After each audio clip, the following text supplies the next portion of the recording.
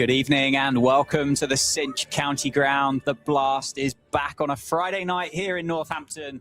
The Steelbacks are taking on Gloucestershire in the Central and West group of the 2026 Vitality Blast. My name is Dan Jadzovic. I'm joined by former assistant coach here for the Steelbacks, two-time winner of the Blast, Phil Rowe. Welcome back, Phil.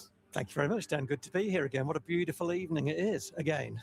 Beautiful evening. The Midlands treats us well, doesn't it? It's a good place to be, isn't it? No finer town. Easy to get to places from. Exactly. Good motorway links.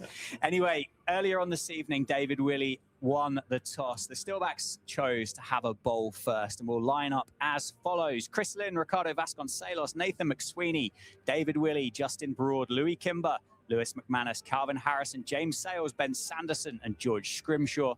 The visitors, Gloucestershire, they will be walking out to bat first in their distinctive yellow jerseys and will line up with Miles Hammond, Darcy Short, Ollie Price, Ben Charlesworth, Jack Taylor, Karim Dariwal, James Bracey, Dwan Janssen, Craig Miles, Matt Taylor, and Marchant Delanga.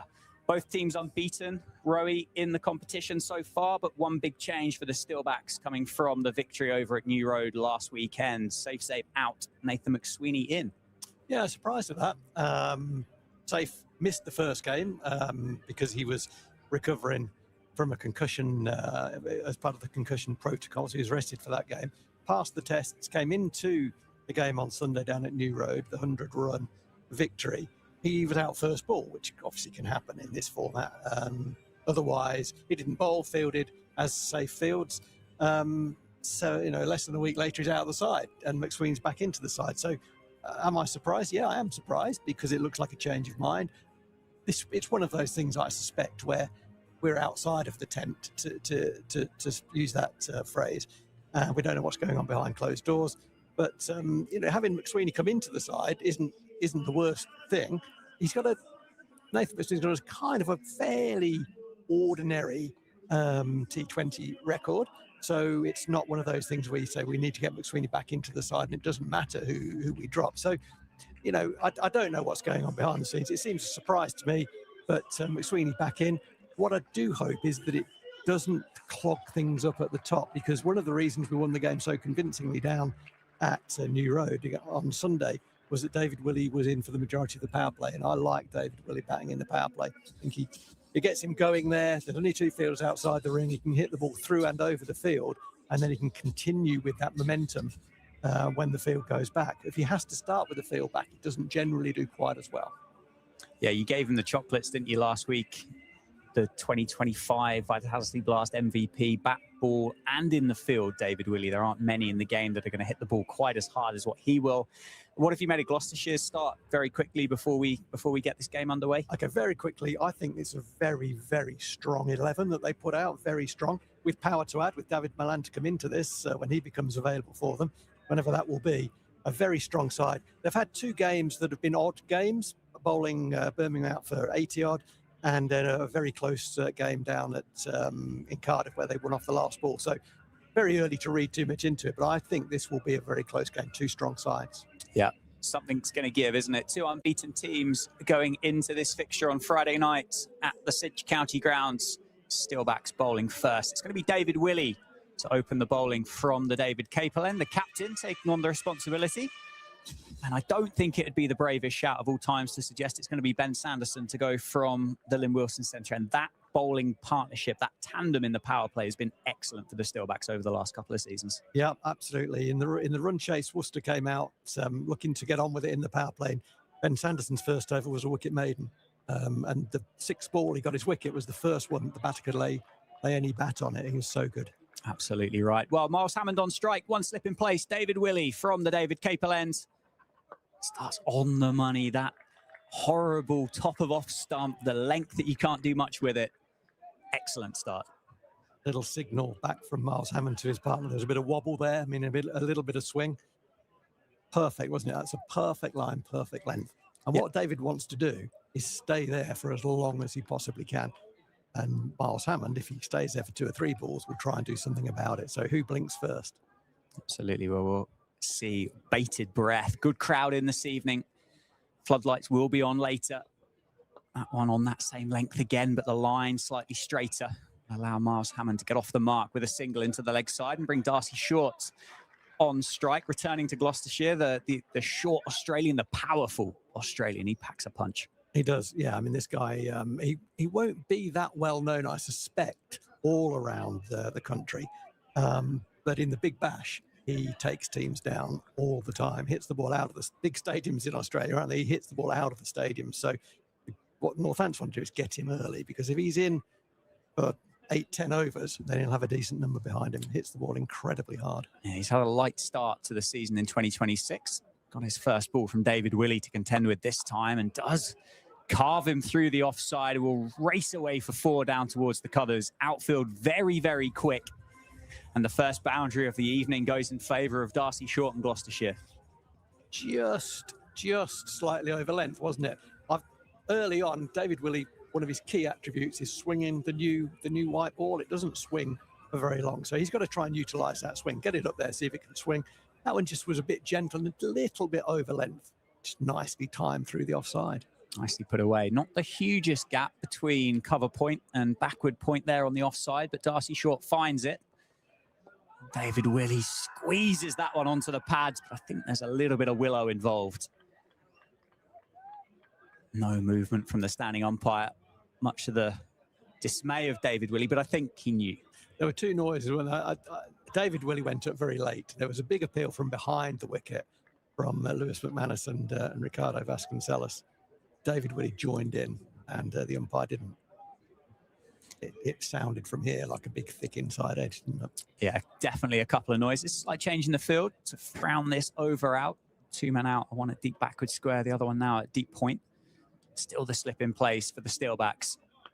And again, the inside edge into the pads. And well fielded this time by Darcy Short. Yeah, good length again. That's David's not express, is he? He's probably lost a little bit over the years. So pace is not his key attribute. Swing is, and accuracy. And what he has to do is hold on to that really good length that he started to go with. If he can get out of this with a single or a couple, it'll be a good start. Absolutely. 5 off the first 5 balls for Gloucestershire. And make that 6 off the first 6 as it's flicked through the leg side for a single. Nathan McSweeney, the man on the boundary rope, completes the over. 6 for no loss. Yeah, a pretty good over, wasn't it, from David? He was there or thereabouts. One ball slightly over length. And what I liked about the shot from Darcy Short was he didn't try and overhit it. You know, sometimes in this format, the ball is slightly over length. Batters' eyes light up. They throw the kitchen sink at it, lose a shape and nick it somewhere. He didn't do that. He's experienced, Darcy Short. Will let it come under his eyes and timed it through the offside. So he'll be happy with that. But 6 off the over, no dramas. Absolutely. Well, he's kept the strike and he will face up against Ben Sanderson. He's going to open the bowling for the Steelbacks from the Lynn Wilson Centre end this evening. Just tweaking that field, getting George Scrimshaw at short third to go a touch finer. Still the first slip. Ricardo Vasconcelos lurking alongside Lewis McManus in the cordon. Let's have our first look of Ben Sanderson this evening, who, as you would expect, starts on the money. He was an exceptional performance at New Road. Yeah, it was. I mean, he took 6 for 8 there last year, so he was a bit off form. Yeah, not quite as good, was it? The first over, Dan, that he bowled to Isaac Mohammed, who is a dangerous man. 5 plays and misses. The 6th ball he hit was caught mid-wicket. Good catch by James Sales running backwards. Sando, left-handers. That's the matchup Northants won. Shot flicked over the leg side, all the way for 6. What a shot that is. Just a pick up, a real snap of the wrist by Darcy Short. Flies over mid-wicket for 6. And that's what Darcy Short can do. He had a little shuffle down the wicket and the ball was slightly straight. It's probably on middle stump rather than just on or outside off stump. And he closed the face of the bat, picked it up over mid-wicket for 6. Beautiful bit of cricket.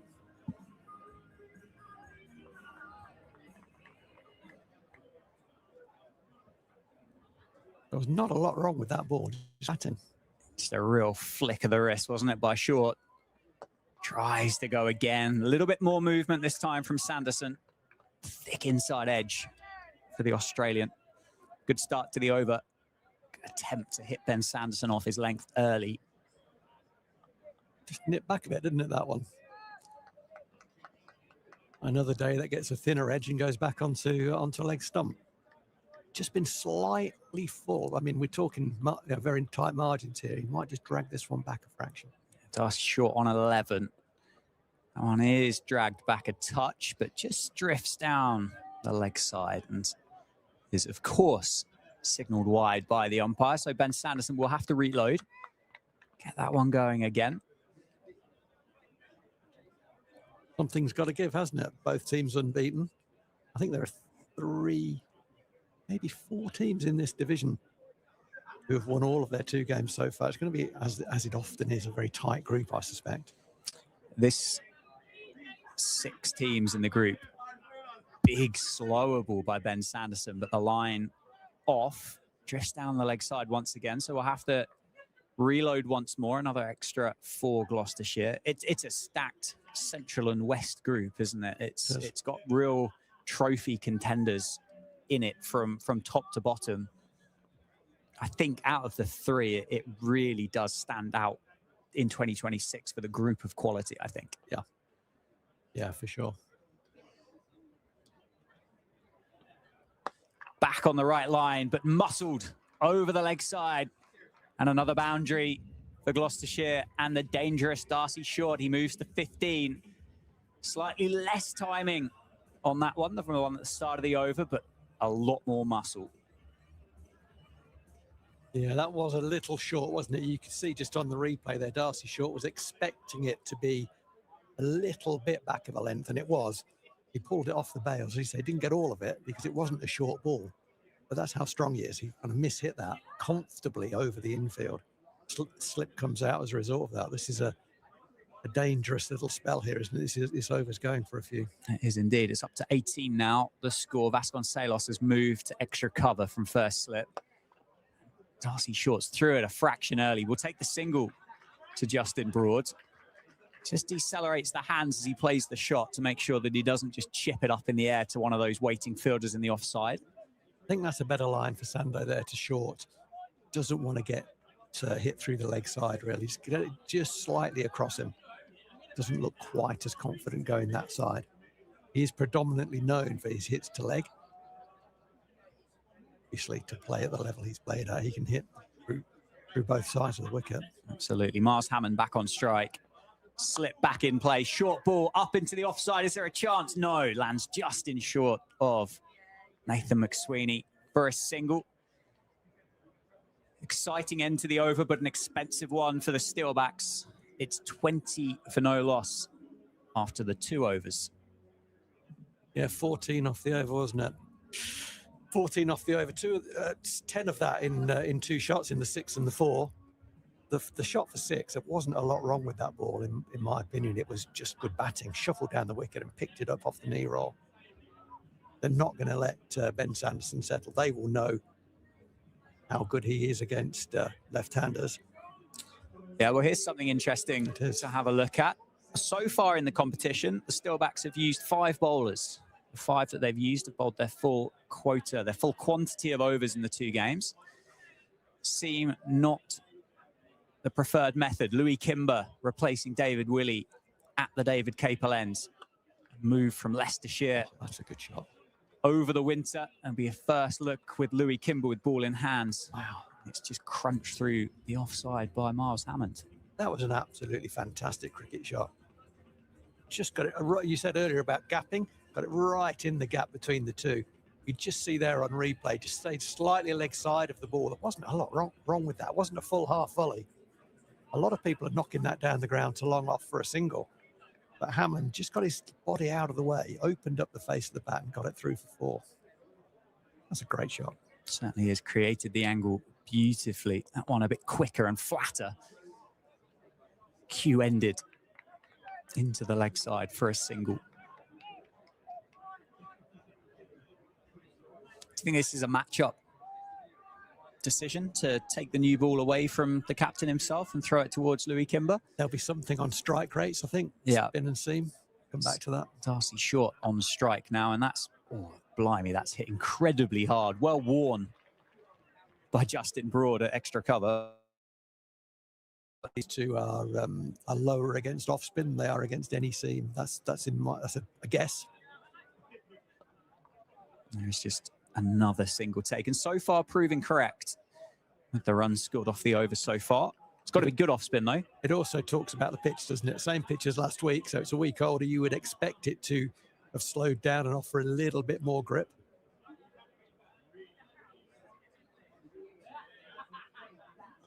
Oh, close. Big inside edge. Just misses leg stump. Again, quicker from Kimber. Firing them through, isn't he? Yes, this is a big ball. This is a big ball. They're not going to back off these 2, are they? They're going nicely. Yeah, final ball of the over. Quicker and flatter, muscled through the leg side. McSweeney, who is exceptionally quick in the deep, cuts that down and is just a single to end the over. Good over for the Steelbacks. Good one for Gloucestershire as well. 27 for no loss. Short on 17, Hammond on 8. Yeah, they started pretty well, haven't they? The 2 Gloucester left-handers, in that anything they can get a bat on, they've hit to the boundary. I don't think Northampton bowled particularly badly. They're going at 9s at the moment. They haven't bowled particularly badly. It's just that if they've missed slightly, then the ball has found its way to the boundary. Another bowling change this end. Yeah, James Sales replaces Ben Sanderson. I think one thing that's a noticeable difference, and the outfield here has been good all season anyway, but the week that we've had, the heat wave that we've had, this outfield is lightning fast this evening. It is racing across the outfield. So I think the pass score probably goes up a touch. James Sales into the attack. Goes straight through him. Miles Hammond misses that one. Middle stump knocked back by James Sales. Excellent bowling change from David Willey. High five from Justin Broad. And the Steelbacks have broken the partnership, and Hammond goes for 7. Well, how do you slow the scoring rate down? You take wickets, don't you? There wasn't a lot in that ball. It was kind of a just over length, and Hamill was looking to clip it into the leg side. Maybe it just did him for a little bit of pace. It got between bat and pad. It was online. I like bowlers who keep the stumps in play generally. We might come back to that as the game unfolds. And James Sales can do nothing wrong with the ball at the moment, can he? He's a bit of a golden arm, having not played for a couple of years in this side. He's come into the side, and in the first 2 games has bowled his allocation and bowled them very well. He started really well tonight. He's been a new signing, hasn't he, for the Steelbacks, really, in the Blast. As you said, not really featured in the format for the last couple of seasons. He's obviously been given a very, very clear role here from Darren Lehman and David Willey to not just simple as running and bowl as fast as you can, but he's not leaving much left in the tank, is he? At the end of each of his overs, he is bowling as quick as he possibly can, and he gets the reward. Yeah, I really like that. He was close into the stumps there, looking to bowl wicket to wicket. Ollie Price in at number 3 for Gloucestershire. He joins Darcy Short in the middle. James Sales on the money, met with a forward defence from Gloucestershire's new man. Yeah, wickets are key, aren't they? Gloucester have lost a few wickets, as have Northants in their opening 2 games. I think Gloucester have lost almost exactly the same number of wickets, which is a lot of their wickets. And they do bat long. You'd expect them to go hard. One short, pulled away. Brilliantly stopped by Calvin Harrison.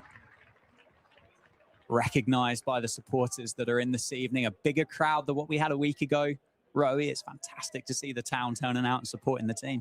It is, absolutely. Yeah, I think David Willey said in one of the interviews he did in the week that the team, or the crowd, do get behind the team when they're winning, and they certainly do. And there's a lot more in tonight.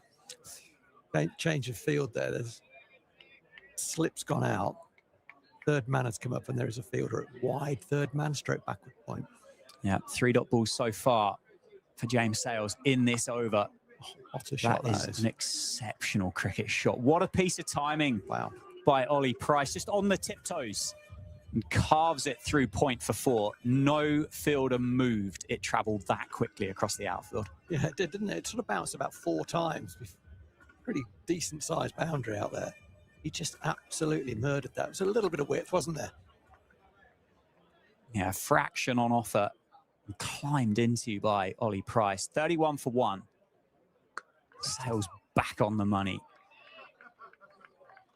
So he's definitely been given a clear job here, isn't he, James Sales? Yeah, he has. Yeah. Hit the surface, try and disturb the surface. It's kind of one of those, as full as you can without getting driven. That's kind of the instruction, if you like, however it was worded. That's kind of what he's trying to do. Final ball of the over.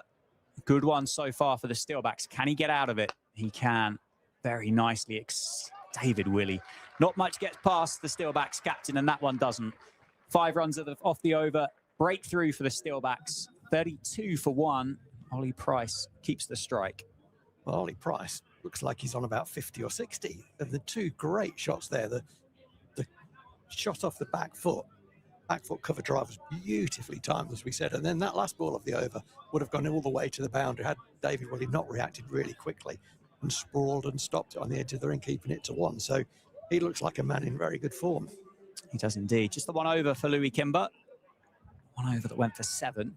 And the skipper back into the attack, replacing the off spinner from the David Capelin. So David Willey's first over went for 6. Got the new man, Ollie Price, on strike. No slip in place, but the catcher at short cover. That one driven down the ground, but not timed well enough to get past Justin Broad with a tumbling stop. There you go. I told you he was timing it really well. He's just cloth that one. Looked good, though. It looked to keep a little low, didn't it, actually? A little bit low. No width on offer. It's good to see. It was over length, wasn't it? But no width on offer.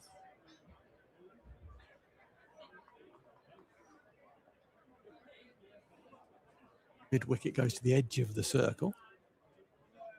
Pushed back by David Willey there. Quick single taken. Is there a chance for a run out? Oh, it would have been gone by toasted his partner, distance, wouldn't it? Vasconcelos had, what, 1.5 stumps to aim at on the angle. Yeah. And Darcy Short wouldn't have been in the photo at all. But a quick single taken and one added to the score for Gloucestershire. There are good runs and there are bad runs, and that was a terrible run because it was about half a run, wasn't it? When Darcy Short couldn't believe it. What he did well to do was not send his partner back, because his partner was 3/4 of the way down the wicket, and there would have definitely been a run out had he sent him back. So he thought, like, I'll go through and hopefully he misses. Which fortunately for Gloucestershire, Vasconcelos wasn't able to connect, but it does bring Short back on strike, who hasn't seen much of the ball, and that one too straight by David Willey. Just flicked off the knee roll by the Australian opener, beats Chris Lynn, runs away for 4 more. You know, in the modern game, I'd have to say, and I'm being really harsh here, I'd have to say you got to count that as a chance. That the run out, you have to count that as a chance, because he did have 1.5 to sort of 2.5 stumps to aim at from about 8 yards. Yep. And he wasn't under any great time constraint. You'd expect to be hitting that more than 50% of the time. So for me, that counts as a chance. Absolutely. Exceptional fielding just feels to be the norm, doesn't it? It does. In 2026. So I think you're absolutely right. You have to put that down as a chance. Not quite as simple as a catch, but definitely an option, an opportunity, as that's attempted to be pulled away. And Ollie Price wanting that quick single again, and Darcy Short saying, absolutely no chance, pal. Yeah, it's like, you've done me once, you're not going to do me again. Yeah, that might sound a little bit harsh, but, you know, in practice, having done a lot of that sort of practice over the years here, you'd expect the guys to be hitting that 6 out of 10, 6.5 out of 10. So the odds are in favour of the field inside there. Field change. They're reinforcing the leg side. The man at mid-wicket goes to a very straight mid-wicket and point comes in. So there's no boundary fielder on the offside. Both the boundary fielders are on the leg side. Yeah, certainly the side that Short has targeted so far, as that one is into the leg side, pulled away, perfectly directed to Nathan McSweeney. He moved behind square on the leg side, single taken. Let's just have a little chat about that shot there from Darcy Short. I've seen a lot of wickets already in this competition out to that ball. Short ball, knowing it's probably going to be short with the field change and trying to hit it for 6. Darcy Short said, no, I'm not falling for that. I'm here for a long time. Just knocked it for 1. No intention of hitting the ball in the air. Let's see how that unfolds, because I haven't seen quality decision-making like that often enough this year. And a dot ball to end the over. There was a thought about a single, possibly more so of a single than what we saw earlier in the over, but erring on the side of caution to end it. 5 overs now have been bowled in the innings. The score is 38 for 1. Darcy Short will be on strike. He's on 22. Ollie Price on 6. Dragged it back nicely, having that over from Sales, backed up by the captain there. Those 2 overs went for 11 only between them. So they're striking at just over 7.5 at the moment. It was 9 not too long ago. So last over of the power play. This will be interesting. Teams are tending to just go at this point. In general, over the years, certainly in my involvement, the last over of the power play was one of those. We'll pick up what we can, but we don't want to lose another wicket. I think that's out of the window. I expect them to just go. Oh, we'll soon find out as James Sales continues. He can't do much with that one. Back of a length into the pocket. Short can just kind of guide it into the leg side for 1. I suppose Gloucestershire just being 1 down gives them a little bit more of a license if they wanted to attack these final 5 balls. Maybe a bit of a free hit here for Ollie Price. You mentioned how far down they bat in the order. I mean, Marchant de Lange is carded at 11. He's a dangerous man. He could be the best number 11 in T20 cricket, I reckon, in the history of the game. That one down the leg sides. Price can't catch up with that. A bit of a freebie, but it will be a wide. It'll have to be re-bowled. I mean, there are not many cricketers that hit the ball as far as Marchant de Lange. Oh, my goodness. And he just seems to be, he loves batting here.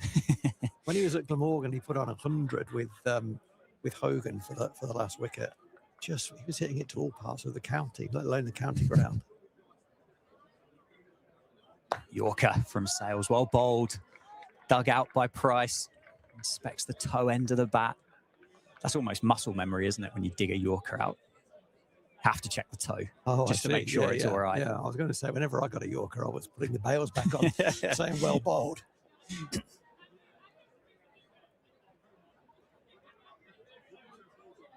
Yorker again, and Price throws his head back in disgust. He couldn't get it past the fielder at mid-wicket. It was a bit of a half volley, wasn't it, from Sales?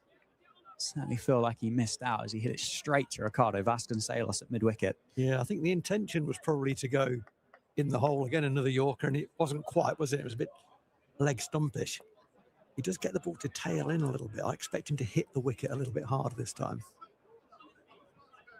Doesn't, goes full again. A quick single taken to Justin Broads, who has a shy at the non-strikers, a gentle shy at the non-strikers end, I think would be fair to say. Just catching Justin Broad on the edge of that 30-yard circle. Good single taken. Yeah, it was a good single taken. Now let's see if Darcy Short changes his approach. As I said earlier, I was very interested that he didn't try and hit the short ball from David Willey for a boundary of any type. He just kind of patted it on the head, ran at the other end. 2 balls of the power play left. Right, the rate is down to 7 at the moment. Yeah, fielder out at deep square. That one straight through him. Oh, well bowled, Misses James it. Sales. Full pike for James Sales. Off stump, sent flying backwards. And the young Steelbacks all-rounder's got 2 wickets in the power play. This time it's Darcy Short, and he goes for 24. Keep the stumps in play. You'll hear me say that quite a lot. It's a good length ball. It was almost a sort of a very similar dismissal to the one that got Miles Hammond. It was a drivable length ball. It was on target, and the batter tried to hit it over long on for 6 and missed it, and off stump goes cartwheeling back. Well done, James Sales. As I said earlier, he is golden arm with the ball at the moment. Did it look like it just offered to shape away from Darcy Short? Maybe. I guess maybe that slingy shoulder that Sales bowls with just offers that natural bit of away movement. Absolutely, yeah. When you see a slingy bowl, it generally means the arm is slightly lower, and the ball will just offer across the left-hander. Hit the stump very hard. He's bowling with good gas at the moment, good rhythm, very confident. Yeah, probably did. Just a fraction, didn't it? It probably did. What happens oftentimes, if the ball does start to swing slightly, when it hits the seam, it goes further. And I think that's what we saw there, like a 2 or 3 inches of movement in the air, and then maybe another couple of inches off the wicket, which is enough to get past the cricket bat. And I thought that might be a big couple of balls, and there's one of them gone. That's a big wicket, that. Absolutely, you're right. Ben Charlesworth in at number 4, the final ball of the power play, slipped back in place for the Steelbacks and just dropped into the offside for a single to end the power play. 42 for 2 after 6. Phil Rowe, who's going to be happier of the 2 teams? Well, listen to the applause. The applause for James Sales, because he's one of our own, a Northamptonian, I mean. And applause for the power play. 42 for 2, certainly would have taken that at 27 off the first 3. But no wicket. A 15 for 2 in the back half of the power play is a very good comeback. Exceptional. Ben Charlesworth will be a happy man because he got a king pair in the championship game down at Bristol earlier this season. So he'll be happy to have got off the mark. He's a good young cricketer. Absolutely right. Slight change in tactic once again here for the Steelbacks. Out of the power play, spin comes in, but it isn't Calvin Harrison straight away. It's Louis Kimber back into the attack. He bowled the 1 over in the power play. It went for 7. Charlesworth is on strike. He's on 1, having faced just the 1 ball, and there's a cry of catch as it was manipulated and nurdled down to long off for a single. And you see that, I mean, the ball carrying quite a long way. It carried about 15 metres or so, didn't it? It was in a gap. But that often means that it's just sat on the pitch a little bit, just gripped a wee bit. The batter's through the shot. The bat is hitting the ball slightly on the upswing of the bat rather than the downswing. It could also mean he just mistimed it. That is another option. Always possible, particularly early on in your innings when you're getting started. He's just faced the 2 balls. Price, he's faced 11. He's on 7, goes for the reverse sweep, and a big appeal for LBW. Sneaky single taken by Ben Charlesworth. That's another great call to take that single. The ball didn't leave. Yeah, it was a good run, wasn't it? 30-yard circle at all. It was a very confident appeal that didn't last very long because the umpire was off looking for the potential run out. Straight that, gee whiz. But flight, extra flight from Kimber. Being a bit braver outside of the power play where he's got that extra protection and those 5 fielders out on the rope. Gloucestershire having lost those 2 wickets in the power play, maybe just in a little period of rebuild here. They don't want to lose another one too quickly. Goes for the orthodox sweep this time. shouldn't find the rope and doesn't. Ben That's Sanderson. Incredible from Ben Sanderson on the boundary. He kept that to 1 there, Dan. Longest part of the ground as well, isn't it? Down towards that Jackson Grundy stands here at the Sidge County grounds. Ben Sanderson. No 2 to Ben Sanderson today. Oh, leading edge. Well bowled. Very well bowled. Very, very well bowled. Hammond is going leg side to open up the offside. I think he likes it up and over extra cover. It's a shot I've seen him play in Championship cricket. Really well followed there by Louis Kimber. 5 ones.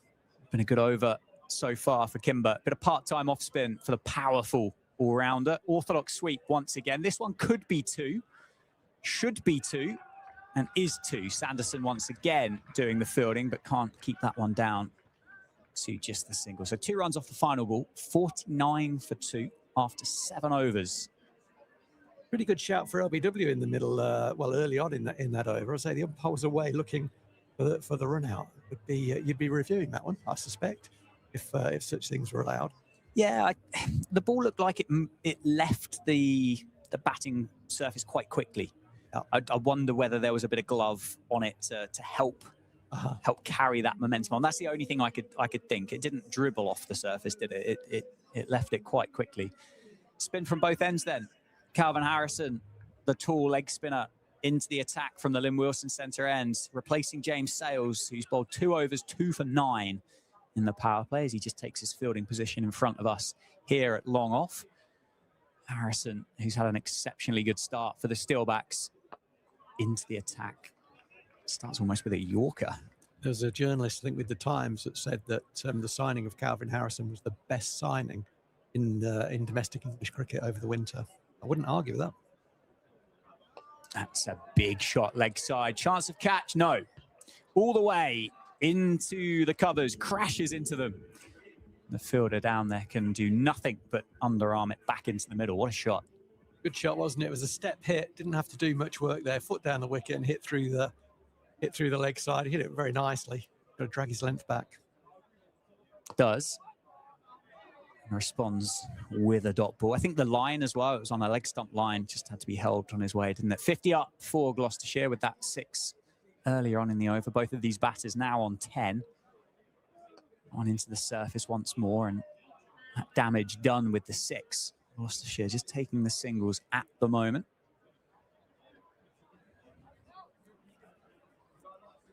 Yeah, so sort of more traditional. I haven't seen teams bat this way, sort of get a boundary early in the over, then knock it around. Generally, teams are going, and it's not what I'm seeing currently. It will come. Not what I'm seeing currently from Gloucester, looking to keep wickets in hand. And time will tell whether that proves right. You know, there's not a right and wrong. There's different ways to play it. Absolutely. Or well, the bails have come off, but I think might have been Lewis McManus just knocked the bails forward on that one. One thing we do know is that Bryce likes a sweep, don't we? Certainly brought his broom with him from the West Country this evening, hasn't he? Orthodox and reverse goes again. That one quicker and flatter from Harrison, but Price quick enough to get back down on it. End of the over, single taken. 57 for 2 after 8. Yeah, I think Northampton will be pretty happy at the moment. They've got 2 overs out of Louis Kimber. And I was sort of thinking, who's going to share that? Sort of, as you said earlier, we've only used 5 bowlers in both games. So one of the bowlers who has previously bowled his full spell isn't going to. It's interesting to see how David mixes that up. But he's going to George Scrimshaw now. It just gives you a bit of flexibility, doesn't it, from a captaincy perspective? I mean, Ben Sanderson's first over went for 14. If it's not going to be his night, then maybe you only have to get 1 more from Ben Sanderson.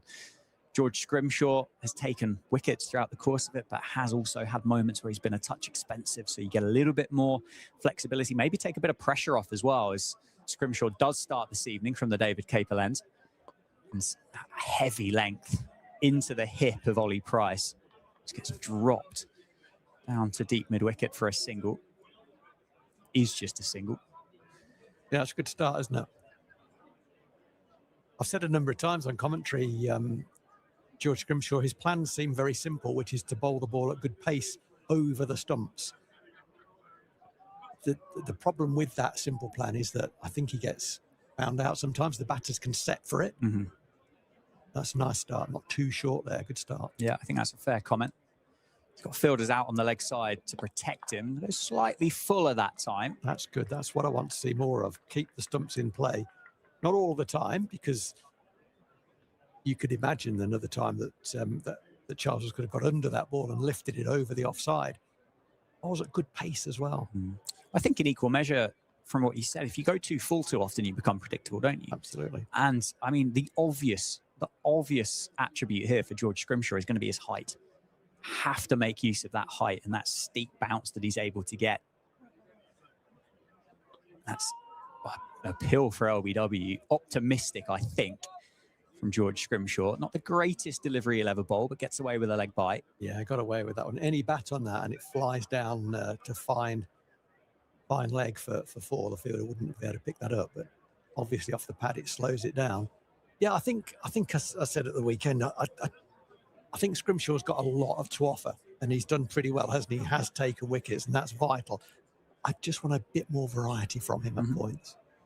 I think that will come. I think when the confidence continues to grow for George Scrimshaw, that one will just be another single. So an excellent start to this over from George Scrimshaw. Just singles coming off the delivery so far. Just limping a little bit as he walks back there. A touch, wasn't he? I think he just maybe readjusted the boots. I know what you fast bowlers are like with your toenails and your whatever injuries that you may or may not. Yeah, you didn't need to show me those, did you? There you go. The dogs are out. Bit of Stilton in the commentary box this evening. Well bowled, slower ball, well bowled, George Scrimshaw. Love that. Quite right. Well bowled, young man. I mean, it's all very well me sitting here, 100 miles away from the thing and saying he needs variety. It is not an easy skill to bowl a slower ball, 6'7". You're running your fingers down the side of the ball, and if you get it wrong, you can look a right chump. He didn't get it wrong, got it right there. It's perfect. Yeah. Really well executed. Can he get out the over? One delivery left. Go again. I'd go again. In it. He won't. It's been very cheap so far, this over for the Steelbacks. Goes over pitched and gets driven for 4 through the offside. Just hanging back on the back foot was Ben Charlesworth. Just carved it away, short side of the grounds, 4 to end it. And the score is 64 for 2 after 9. That's a shame. He got away with a couple of quite straight deliveries at the batters. The cloth into the leg side and one was off the thigh pad. And that last ball of the over, it wasn't on target, was it? There was a little bit of width. It was slightly over length and latched onto. He bowled a great slower ball with the 5th ball. Wouldn't have been expecting, the batter wouldn't have been expecting him to follow that up with another slower ball. I'd have gone that way. Calvin Harrison continues. 8 runs conceded from his first over. The reverse sweep, and it hangs in the air, evades Vasconcelos, a scrambling Vasconcelos. That's exceptionally good running by Gloucestershire. 2 runs to the shortest side of the ground, plus Ollie Price had to get up off his knees from playing that reverse sweep to complete the second. That is very good running. Just moving the field a squarer as a result of that. Bit of pressure here on Harrison, particularly with Price, who looks determined to sweep everything. Goes orthodox sweep this time. Finds David Willey out on the rope, and he won't take 2 to that arm.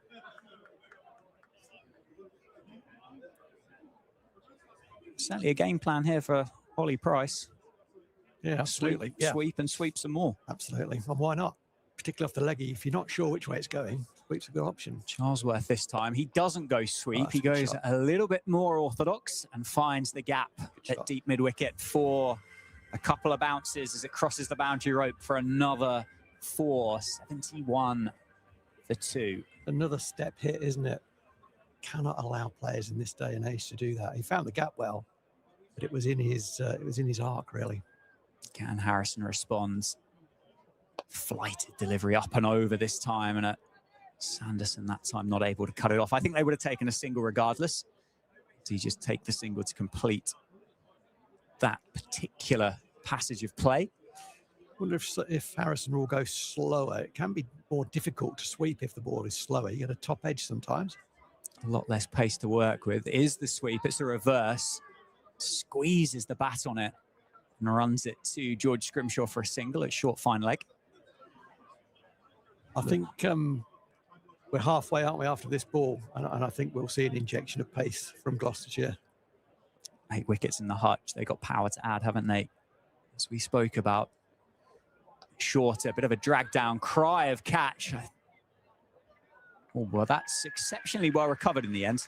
I think that's Ricardo Vasconcelos down on the boundary rope. Maybe with Louis Kimber down there. I thought for a second there was a cry of, well, there was certainly a cry of catch. Don't know whether it would have carried. Got himself in a little bit of a tangle. Managed to almost volleyball palm it to Louis Kimber, who completed the fielding, and Vasconcelos disappeared off towards the beer tent. Yeah, Louis Kimber seemed to know what was going on. Yeah. Vasconcelos, not so sure. But it is very difficult there because you are looking directly into the setting sun. And it is very difficult out on that boundary by the scoreboard. Between the groundsman's hut and the scoreboard, it's very difficult. Nice bit of work. So we're halfway. We're 74 for 2. Lo and behold, that's a run rate of 7.4. And I think that's under quite right now. I think that's under where they would want to be. And I do think we're going to see an injection of pace from Gloucestershire starting right now. Yeah, these two in the middle, Taylor, Darrowall, Bracey, Johnson, Miles, Taylor, Dalunga. I mean, there's 6 hitters from now until the end, isn't there, for Gloucestershire in this batting lineup with 10 overs to go to put themselves up to a competitive score here at the Cinch County Ground. And that, from George Scrimshaw, looked particularly quick. Was particularly quick, wasn't it? And Charles was through the kitchen sink at that. Nearly put his back out trying to hit that. And lo and behold, as often happens when you do that, he missed it. And just lost his shape a fraction, but it looked quicker than what George Scrimshaw had put together in his previous over. 74 for 2.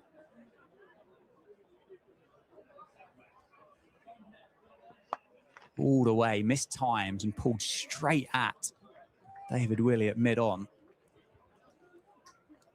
Can you run the risk of trying to go through the gears too quickly? Is that something that could be a negative to this tactic? As they increase their attempts to score more boundaries, basically, obviously that has more risk in it. So you take your poison, don't you? Well bowled there, George Scrimshaw. That line was very good. Pace on again, wasn't it? For George Scrimshaw. Goes pace on once more and gets picked up over the leg side and picked up all the way for 6. Skips off the roof of the Cinch stands. Monster from Charlesworth. Takes the score up to 80. That's it's easy to say this after the event, isn't it? But that is the danger with George right now, with George Scrimshaw, is that it's known by opposition. They will say his job is to hit the wicket hard and come over the stumps. Did it the previous ball when it was too good, too quick for Charlesworth. He was ready for another one, and he swatted that away very nicely. Yeah, it was just camped, wasn't he, on the back foot? He was absolutely ready for it, yeah. Had the tent out, the campfire was on, marshmallows going. I'd like to see, so talk about variety, people might say, what do you mean? Clearly one of his attributes, one of his big attributes, George Scrimshaw, is pace. He's the quickest bowler in this side. You want him to be able to bowl some of those? Absolutely you do. That's one of his attributes, but he's got to bowl it where they can't hit it as well. If you bowl it where they can hit it, the faster you bowl it, the further it goes. So your attribute then becomes a weakness if you're not landing it in the right place. And if you've also got to have a feel, I think, develop a feel for when are they going to come at me? Where does he want to hit me? I'd like to see him keep the stumps in play a little bit more so that if they do play and miss, I mean, look at James Sales. The 2 wickets have been straight balls, haven't they? They haven't been remarkable balls. No. They haven't been sort of knocking off bail off. They've been decent, fullish length that could have got driven, but they've kept the stumps in play. I'd like to see him do that a bit more frequently. So I think I'm talking about, he bowled a nice slower ball in his previous over. I'd like to see him bowl a Yorker, straight Yorker as well. I think if he can have those 3, a full pacer over the bails, a Yorker and a good slower ball, I think that's... Yeah. But does need to add that variety. Yeah, it's enough of a skill set to be unpredictable, isn't it? Yeah, it does. Because he's good stuff. He's great. But if it's only that, I think certainly from an amateur perspective here, but if I was in Ben Charlesworth's shoes, I'd be on that back foot waiting again, wouldn't you? Absolutely, of course you would. Yeah. Slight delay in play. That ball clattered into the brick wall, so took a little bit of damage, and we've had to switch it up. So George Scrimshaw loaded and ready to go once again. Goes short, pulls away. He is camped on the back foot, goes back-to-back sixes, bigger this time. That time over the Briggs and Forrester stand, down towards the Burger Vans. Back-to-back sixes for Charlesworth. Good players go twice, Rowie.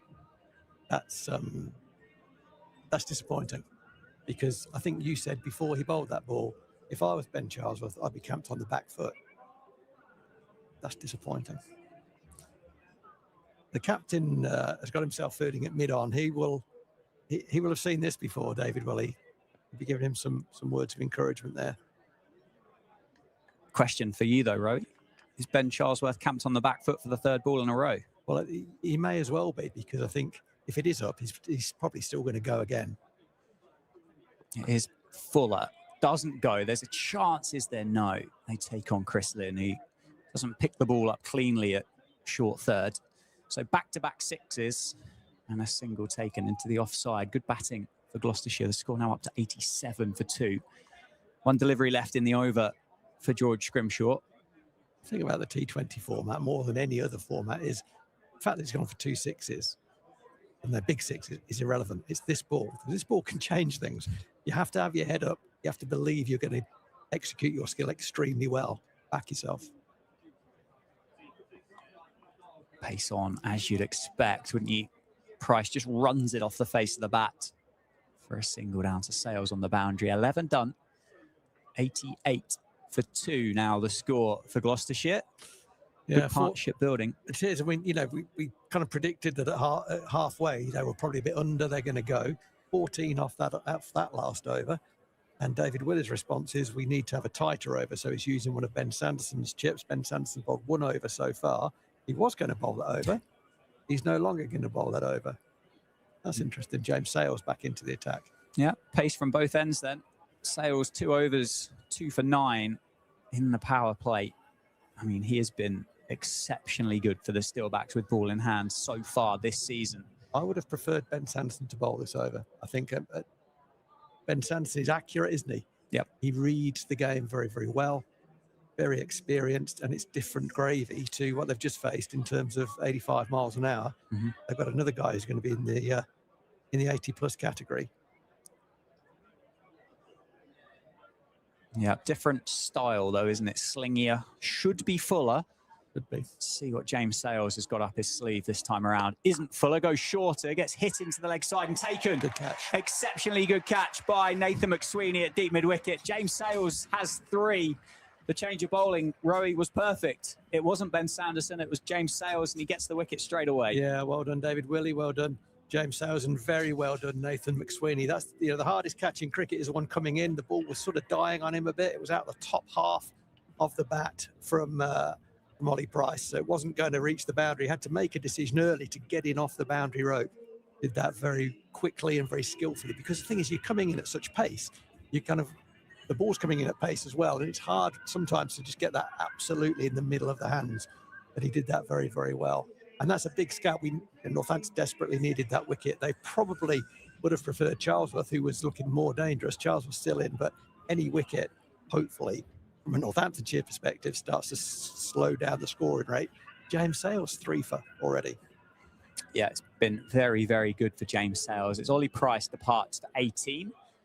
And in the middle to join Ben Charlesworth should be the captain, should be Jack Taylor. I think the dismissal of Price potentially helps the Steelbacks out to bring Harrison back into the attack. Kind of seemed a bit nullified, didn't he, against Price on the sweep. So he's still got 2 overs left. Sanderson's got 3. David Willey's got 2. It's a real mixed bag this evening for the Steelbacks with options for David Willey. One again on the money. Just something about James Sales this season so far. It's just not able to play him. He's bowled it where they can't hit it, right? And occasionally they've missed it, which helps as well.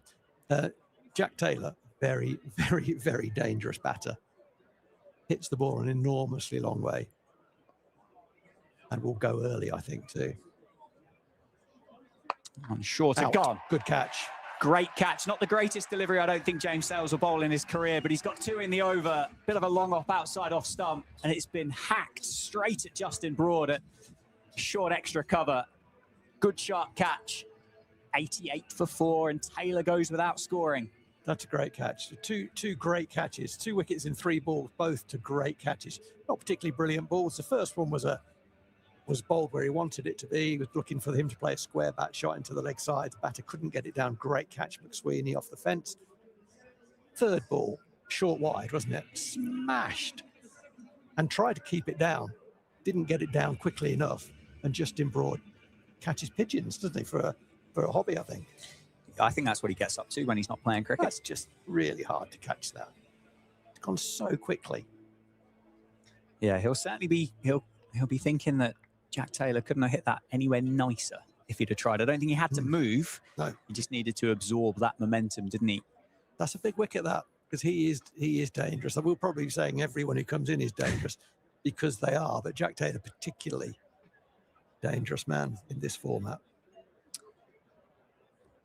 Yeah, well, the game plan for Gloucestershire, pretty simple at this stage, isn't it? They've got to start, they've got to go pretty quickly, and they've got to go pretty hard at it. 88 for 4, Dariwal, the next man in, and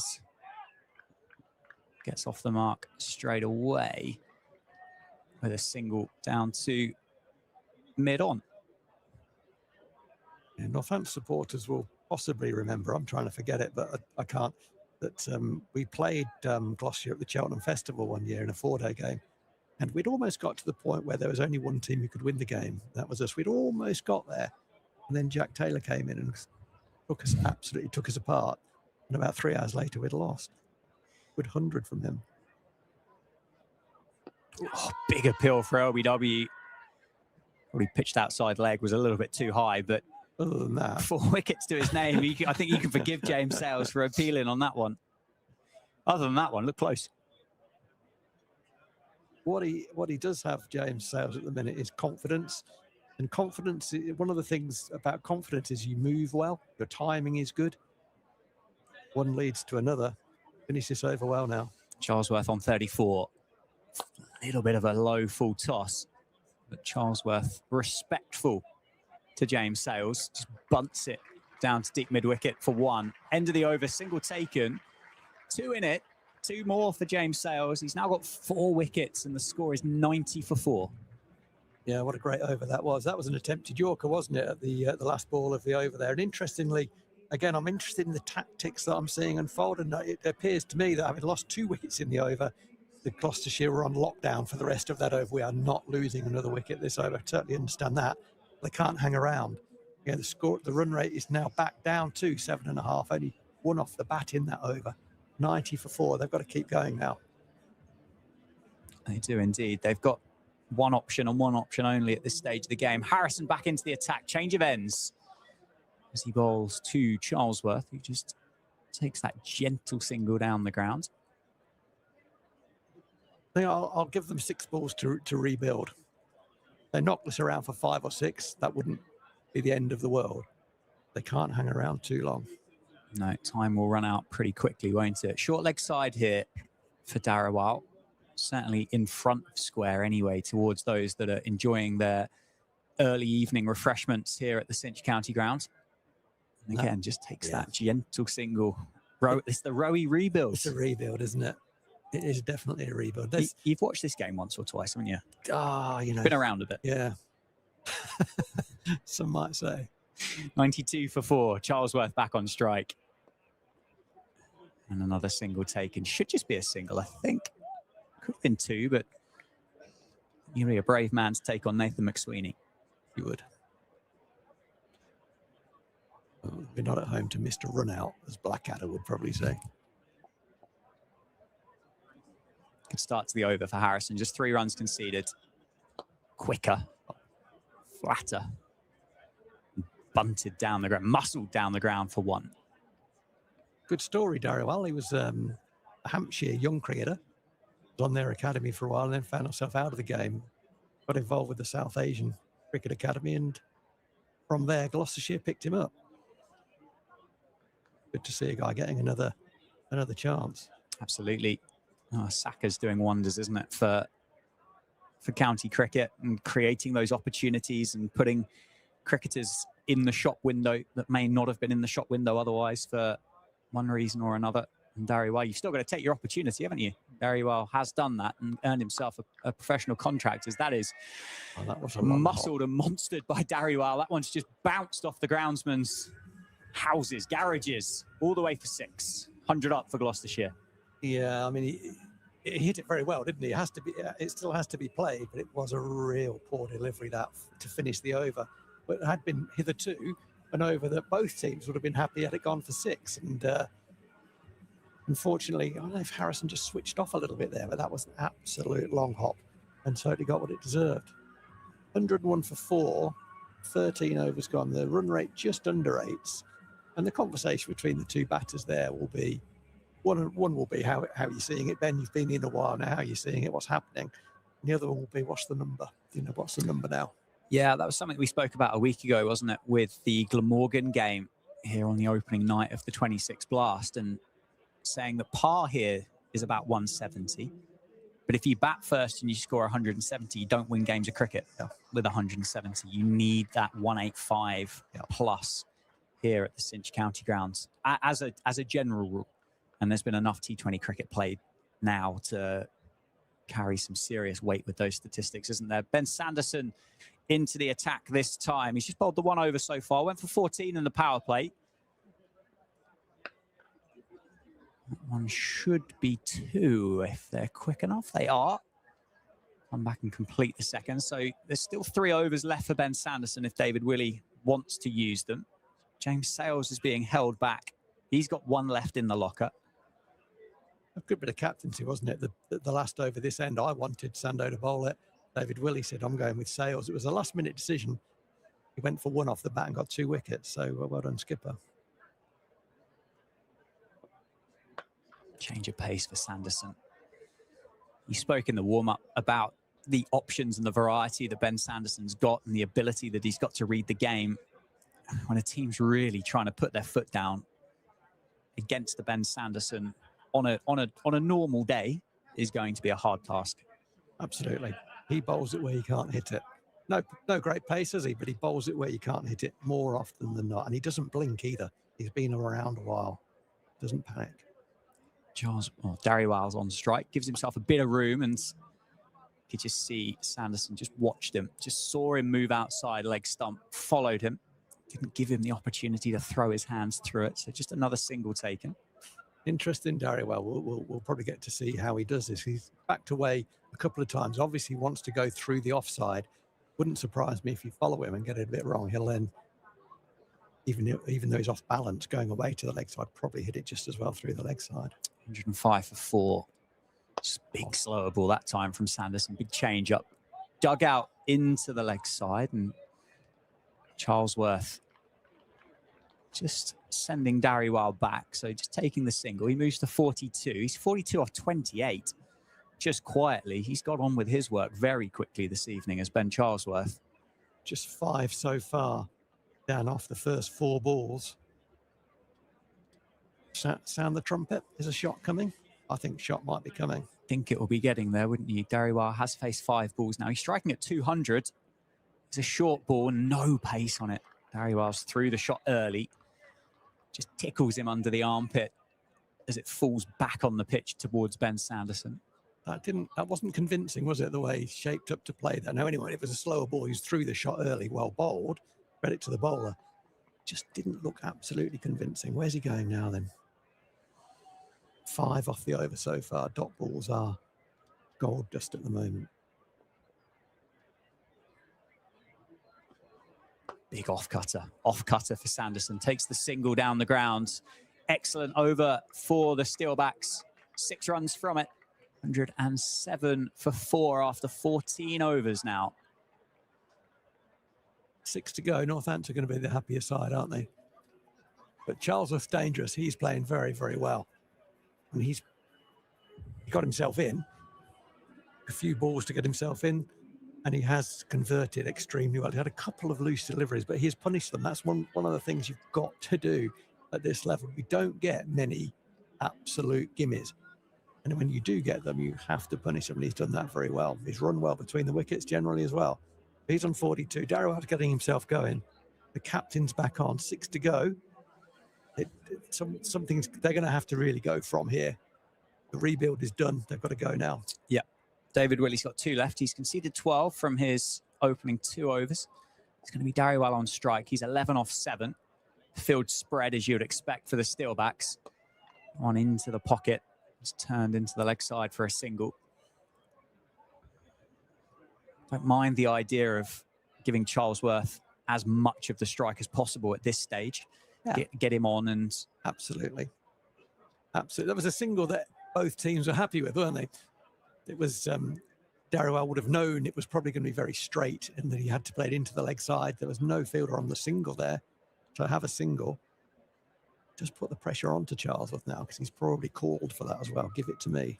I'm seeing it well. 108 on the board. That one pulled away into the leg side. 2 fielders coming towards it and it split both of them perfectly for Charlesworth. He moves to 46. It's McSweeney and Sales not able to cut that one off. Waiting for it on the back foot. Showing a bit of muscle. Great shot, wasn't it? Because there's not a massive gap there, maybe about 20 metres. It was right in the middle of them. Ravi Bopara-like accuracy in finding the gap there from Charlesworth. He's playing very, very well. Certainly is. 1 hit away from a half century now for Gloucestershire is Ben Charlesworth. Doesn't get it that time. Good response from David Willey. That back of a length looks to just be holding a little bit.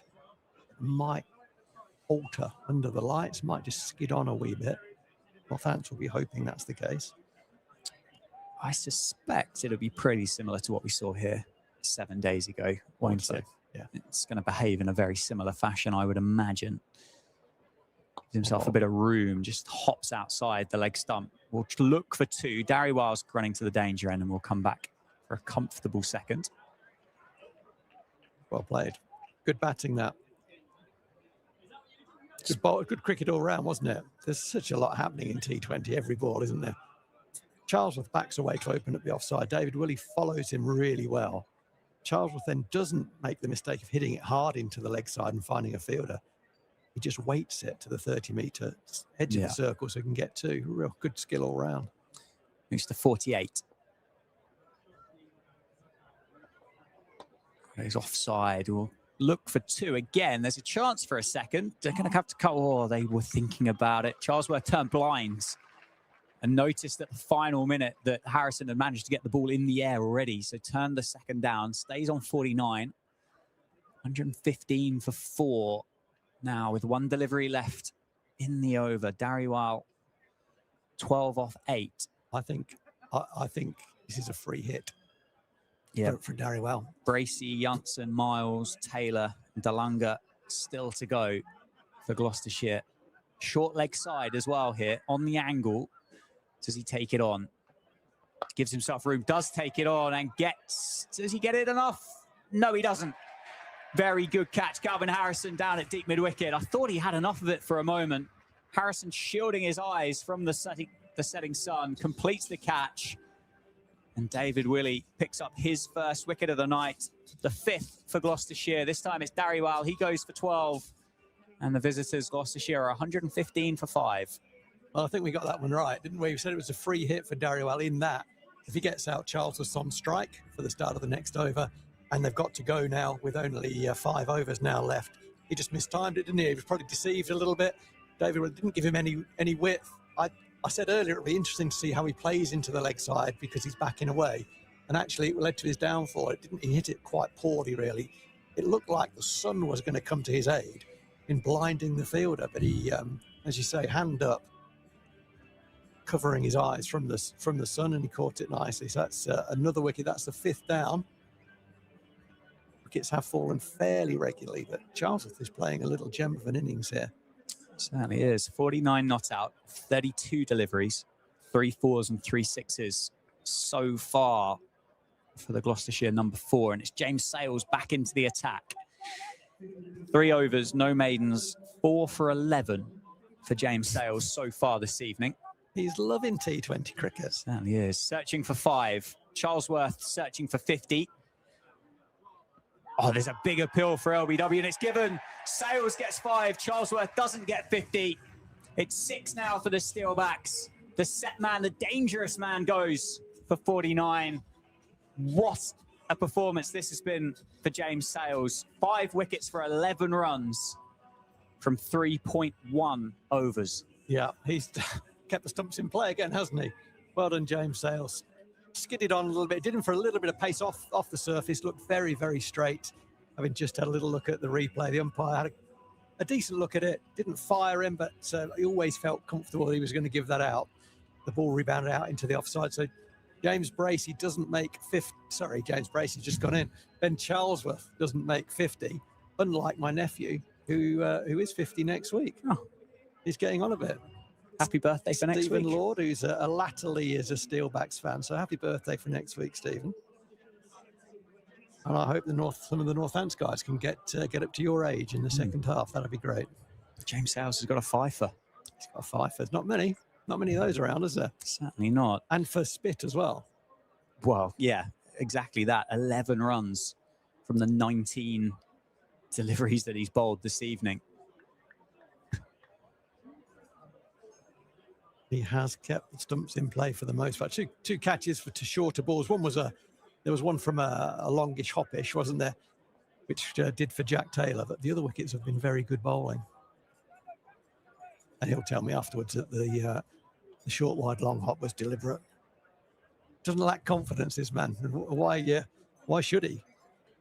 Because he has been a standout bowler so far early in this tournament for Northants. It's been very, very good. Can he add to 5? Tries to go for the big Yorker. Slides it down the leg side. Dwan Janssen, new man for Gloucestershire, joins James Bracey in the middle. The twin brother with Marco, isn't he? The guy who is an incredible performer in all formats for South Africa. He's the twin. I believe so. I believe so. He gets off the mark. Certainly a spitting image, isn't he? He is indeed. From a distance, at least. I think his game is quite similar to his brother, actually, from the little clips that I managed to have a little look at. We actually signed his brother. I was telling you the tale earlier. We actually had a contract with his better known brother Marco, but these overseas players have to have a sign off from the governing body, what's known as an NOC, and no objection, and South Africa objected, so we didn't get him. Nice pesky NOCs. Bracey on strike. Sales looking for 6. Gets just driven through the offside. We'll take a second. Vascon Salos. They're not going to have a great deal of time to rebuild here, Gloucestershire, but they are getting towards their lower middle order now with these two, and then Miles, Taylor, and Delanga to go. Yeah, just hit the wicket hard, I think, James. Not short. Keep the stumps in play. He's benefited from that. Keep doing that. Into the pocket and just hangs in the air for a second. Falls well short of Justin Broad in the end. Dot balls do build pressure, don't they, here? Everything feels like an event, doesn't it? Particularly when you get towards the back end of an innings. 2 deliveries left for James Sales this evening. Goes short, gets a top edge on it, and it flies all the way over the members. And I think that's gone into the gardens for 6. James Bracey has caught up with it and helped it on its way, and somewhat spoilt the figures of James Sales this evening. a little blemish on it. Don't want to give the young man too much stick. I think he'll be walking back to his mark, and I would imagine he'll be thinking, why have I bowled there? Because he's had so much success by keeping the stumps in play. It was a top edge. It could have gone straight up. It wasn't a controlled shot. It could have gone straight up, caught the keeper, and we'd have said, well bowled, in for pace. But he got enough bat on it to get it well over fine leg, and it was a big one. There was some significant hand speed applied by James Bracey for that 6. He's going to move to 8, and the score's on 125. That one into the, let's call it the thigh pads to be kind, to end the over and the spell for James Sales. 5 for 21 from his 4 overs this evening here at the Sidge County grounds. It's 125 for 6, Gloucestershire. That is the 7th 5-wicket haul for the Steelbacks in the history of T20. He joins Josh Cobb, Tom Taylor, Andrew Hall, and Jason Brown with figures of 5 wickets. Andrew Hall and Ben Sanderson both with 6s to their name, but comfortably the 3rd best bowling figures for a Steelback since the inception of T20 cricket with James Sales. I think Andrew Hall was the first to do it. I think there was a stat going around recently of 5s and 50s, and I think Hawley's on that as well, as is Josh Cobb. He got 5 for 29, Andrew Hall, against Glamorgan in 2008, and 6 for 21 against Worcestershire in 2008. And that's the game he got the 50 in as well.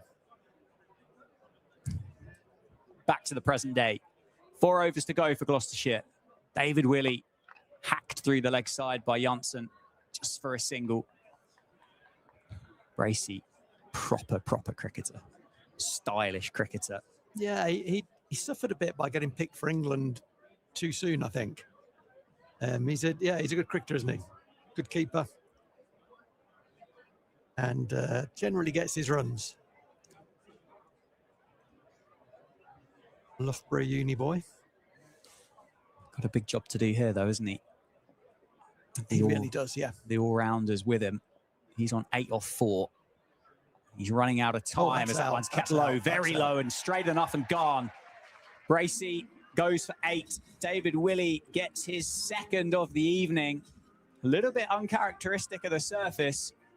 Kept a touch low, I think. Trapped in front. Yeah, the interesting to see the length. I'm not sure it was. He knows he was dead. I think it did skid at him slightly, but I think he misjudged the length a little bit as well.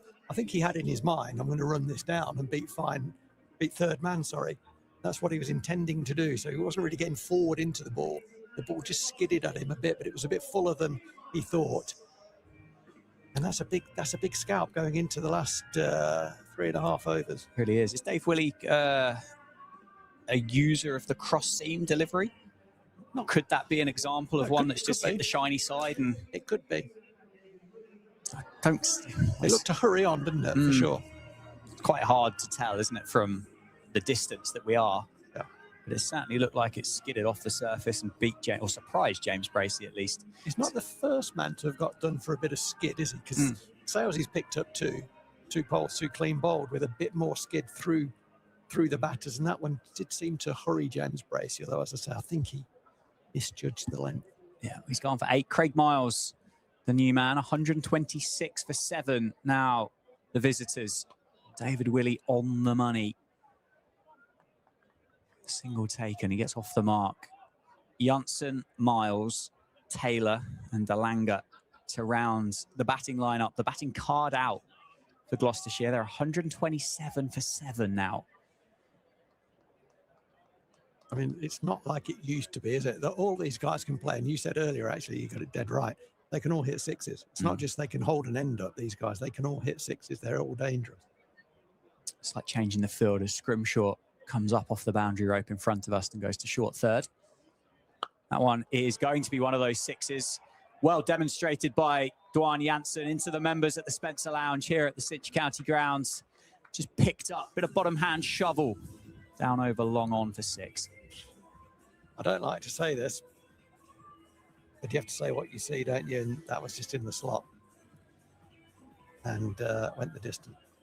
It kind of at this stage, it kind of got what it deserved. Yeah.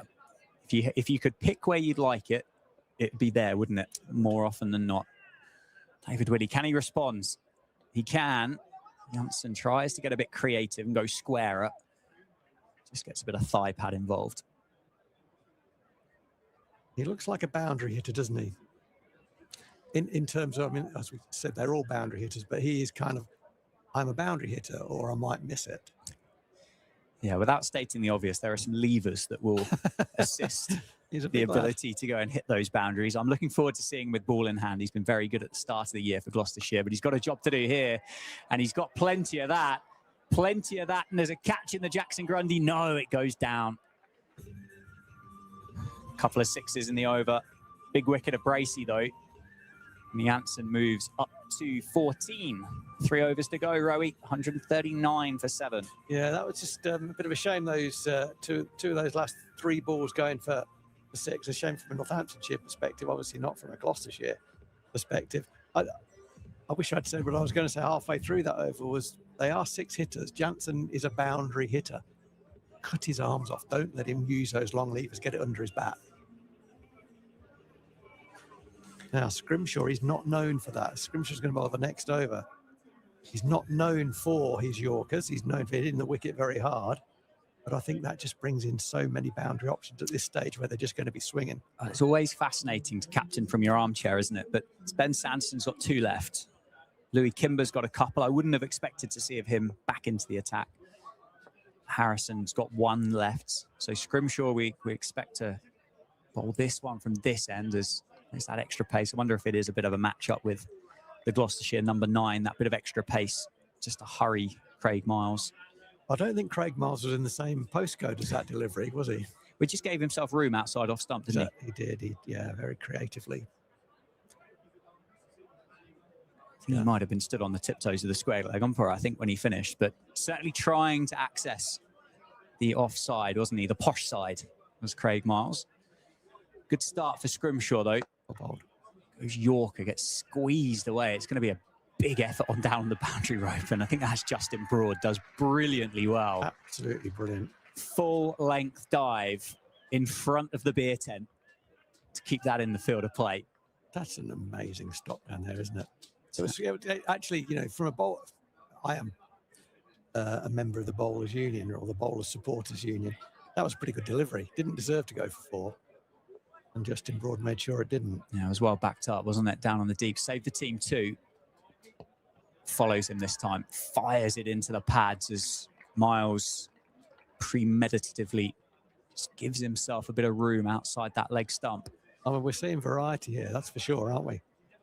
In the first 3 balls of this over, George Scrimshaw's got the ball right up there.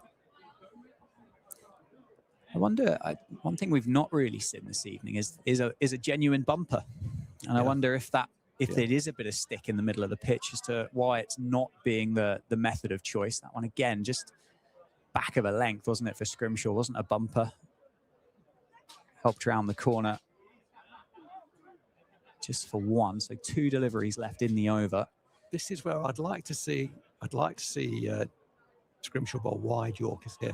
The 2 big 6s that we've seen from Janssen have both been into the leg side. He's kind of just hit under the bounce. So I'd get the ball wide and I'd get it very full. Don't think that's what I'm going to see with this field, but that's what I'd like to see. Now, Ben Sanderson comes down. It's a long on. Fielders at deep mid-wicket, fine leg, deep backward square. So there's only 1 bit of protection on the offside. So unless it is a big double bluff, I suspect we probably won't see it. What has George Scrimshaw got? Goes slower ball, and that goes straight up in the air. There's a chance for David Willey, who comes underneath it to complete the catch, and does on the second go. He juggled that, well bowled. You don't see that from David Willey very often, but does hang on to the catch. A little bit of a juggle. The dangerous Dwan Janssen goes for 14. Good delivery from George Scrimshaw. Big change of pace. Janssen was through his shot early, and a good catch by the skipper. Yeah, it was a great catch by the captain, wasn't it? Because it's a horrible sky to see out of. It's a pale blue sky, and it's difficult to see the pace of the ball. You could see that he was having trouble sort of sighting it. His footwork was a bit uncertain. A good enough athlete to get under it. Held on to it at the second attempt. And that's good for George Scrimshaw. You know, I've said all night, really, I want to see more variety. He has shown that tonight. So that's really good to see. And he's been rewarded with it. That's a big wicket, you know. That guy's in at the end. They're getting close to 180, 190. So good to see the back of him from a Northamptonshire perspective, and good to see George Scrimshaw getting reward for executing a good slower ball. Absolutely. It's been a great over so far. Just 3 runs conceded from it. 1 delivery to go. Stumps, stumps, stumps. Matt Taylor in at number 10. Does go stumps and gets flicked down to the leg side. Should just be 1. Is 1. Very good work down in the deep to keep it to a single. 4 runs off the over and the big wicket of Dwan Janssen. 18 overs have been bowled in the innings. It's 143 for 8. Miles is on 4 and Taylor is on 1. So we're going to get Ben Sanderson to bowl the penultimate over from the Lynn Wilson centre end. And I suspect we're going to see George Scrimshaw bowl the final one from the Lynn Wilson centre end, if of course it goes the distance. I don't think we're going to get Calvin Harrison back in. I don't think we're going to see Louis Kimber bowl the last. No, and you know, that's going to be a big sort of feather in George Scrimshaw's cap to be asked to close the innings out. He'll be very happy that he's doing so with eight wickets down, number 10 in. That said, as we've said before, all these guys are dangerous. Absolutely. Ben Sanderson going at 10s in his 2 overs so far. The first one was very expensive. Starts with a big, slower ball. Just the one. I don't think Ben Sanderson is going to offer any pace whatsoever for the Gloucestershire 9 and 10 to use here. Almost set yourself, I think, for the slower ball. Whether it's going to be a back of the hand or an off cutter or a knuckle ball. It was slower, wasn't it? But it was also almost a Yorker as well. Really hard to hit that anywhere. 144 for 8. Does go pace. Cry of how's that from the hospitality boxes beneath us. The run rate, sorry, Dan, run rate just fallen below 8. Which, lo and behold, if it is 8 at the end, it'll be 160, which will be below par first innings and below winning score as well. Wickets have hurt, haven't they? They've hurt Gloucester through this first innings. They've certainly pinned them back, haven't they? At every opportunity. An exceptional slower ball Yorker from Sanderson. Matt Taylor just didn't know what to do with that. Just the lack of pace almost floated down towards him, didn't it? It looked like he played about 3 shots in his mind before he actually had to. It takes nerve, doesn't it, to bowl like this. When Ben bowls in this way, it reminds me very much of someone we had briefly here, who actually went on to coach at Gloucestershire for a number of years. Name will come to me. Or bowled. Another very good Yorker. A chance, was there? No. Tumbling stop by David Willey allows Gloucestershire to come back or come through for 1. The nickname of Freak, played one-day cricket for Australia, and his name escapes me. That's mine. Ian Harvey? Well done. Good catch. Well caught. That's why you're a keeper. That's good knowledge, that, isn't it? Sanderson goes Yorker again. 4, is it? That is 4. It beats Justin Broad at backward point. Full-length dive from the Northants all-rounder. Handy 4 for Gloucestershire, brings up the 150. Craig Miles, the man who connected, he moves to 8. 1 delivery left in the Sanderson over.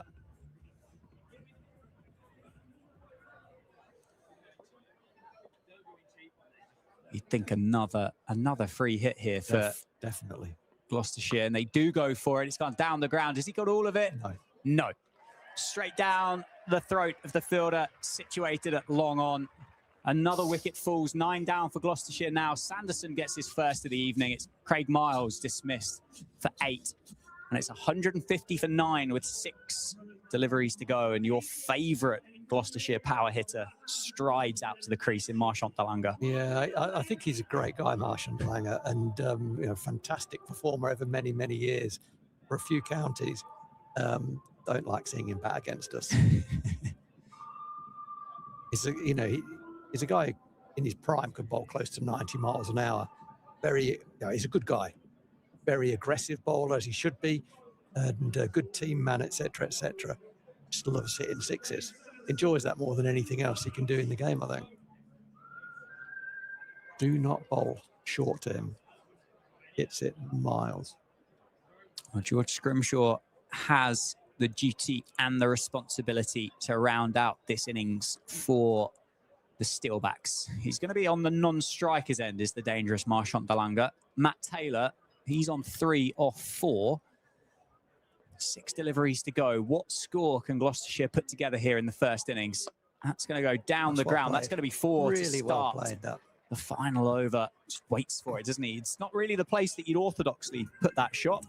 But back over the bowler's head for 4. No one's cutting it off. Exactly. We're looking at the field. Mid-off and mid-on are both inside the circle, which is really unusual for the 20th over of the game. And Matt Taylor has been around a bit, he's played a bit, and any bat on that over either of those fielders would go for 4, and he actually hit it really cleanly, straight down the ground. But mid-on has gone back to the boundary now. They've seen that shot from Matt Taylor. Third man comes into the circle. Really well played.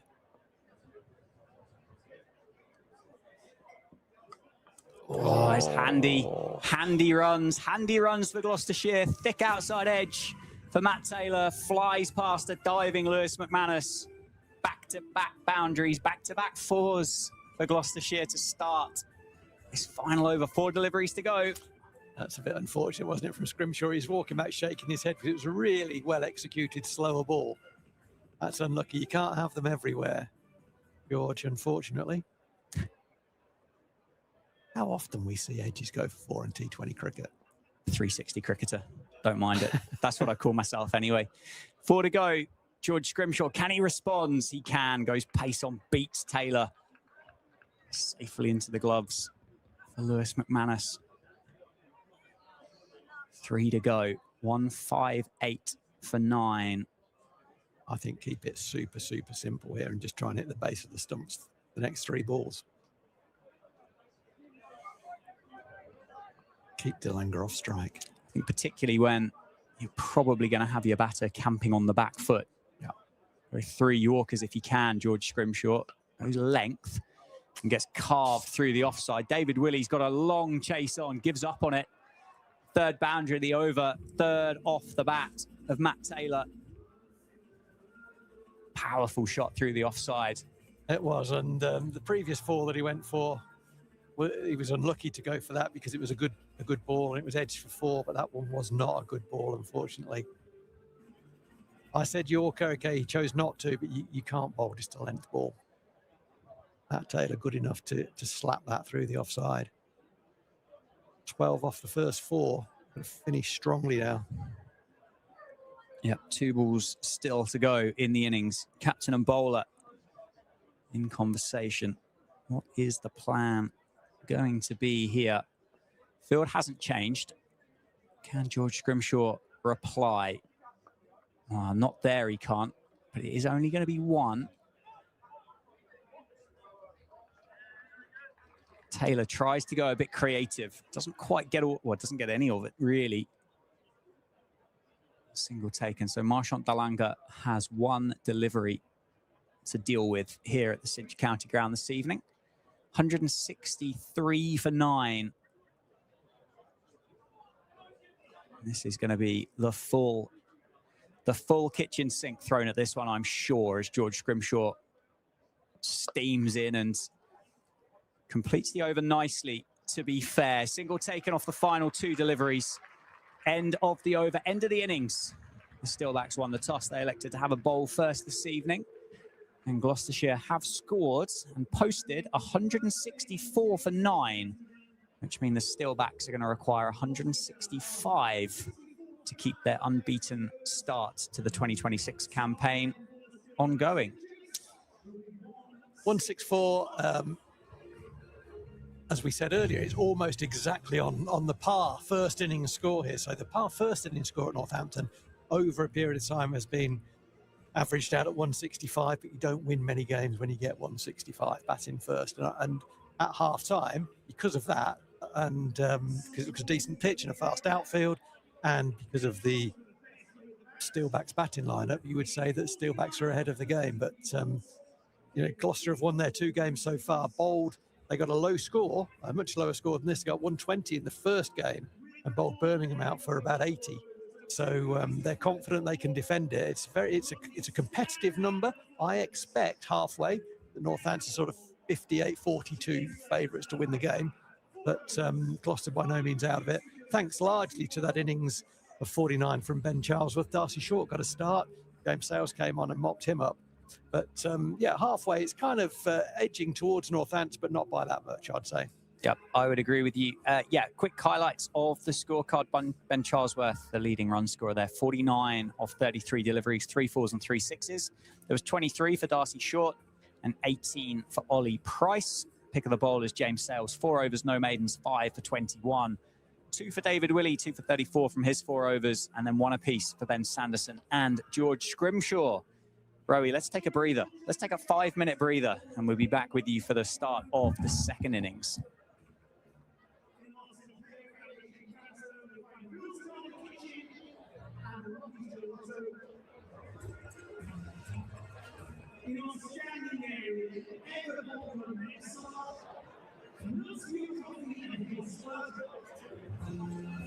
And just as important still, while Josh is over there with a 5-o'clock land solo, so it was wraps all fronts.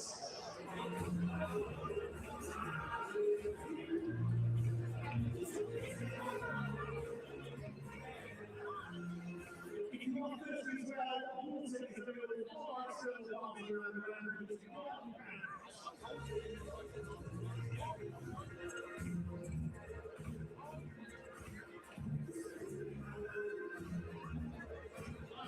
huge thanks to our match sponsor, Riverbank Sandwich Insurance Brokers, to our match ball sponsors at the house facilities, and to our principal partners, Curo, Denverbank, Cinch, Heavy Boots and Lights, ECO7 Engineering, AME Electrical, and Solar EV.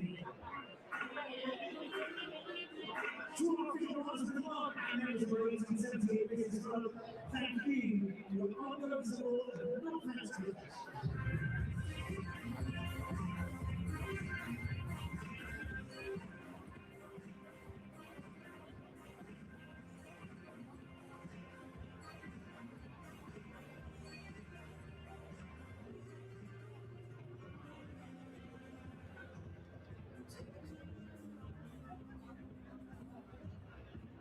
If you get a chance to make sure you everything is on charity partners tonight, Dennis Heroes will help charity mental health charity dedicated to ensuring well-being fields and waters.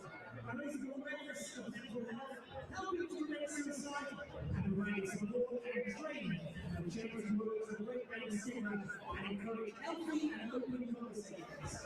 Through counselling and listening care service, which is available every evening from 6 p.m. Vital mental health support is accessible when it's needed most.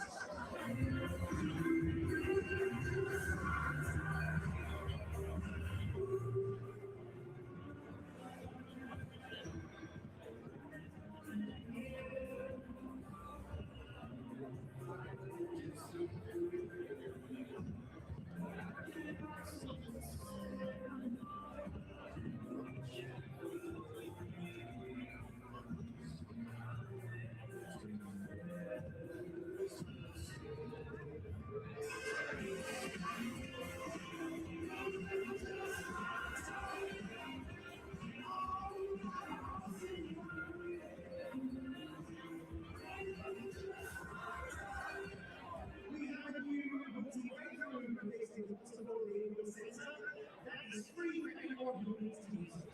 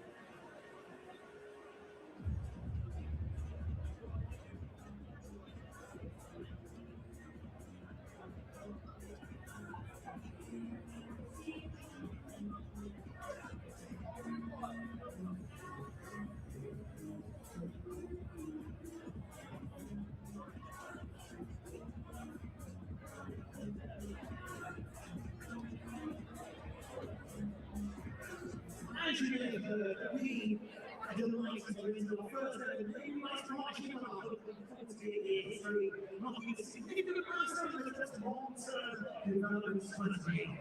All part of our agreement involving Bristol Park Sitch, the home of the Steelbacks, is now known as the Sitch County Brand. So the president is 6 years representing major development, setting the shape for different scale of growth, innovation, and community impact. Huge second innings on its way. Let's get things underway, shall we?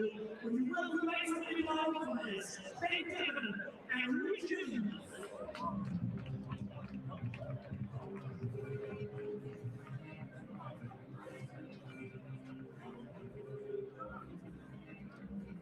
Led by Captain Jack Taylor, the field inside. This second innings, Gloucestershire. And opening the batting for the Steelbacks, wearing 50, sponsored by Sitch, Chris Lynn, and 27, sponsored by Kuro Ralph, Ricardo Vasconcelos.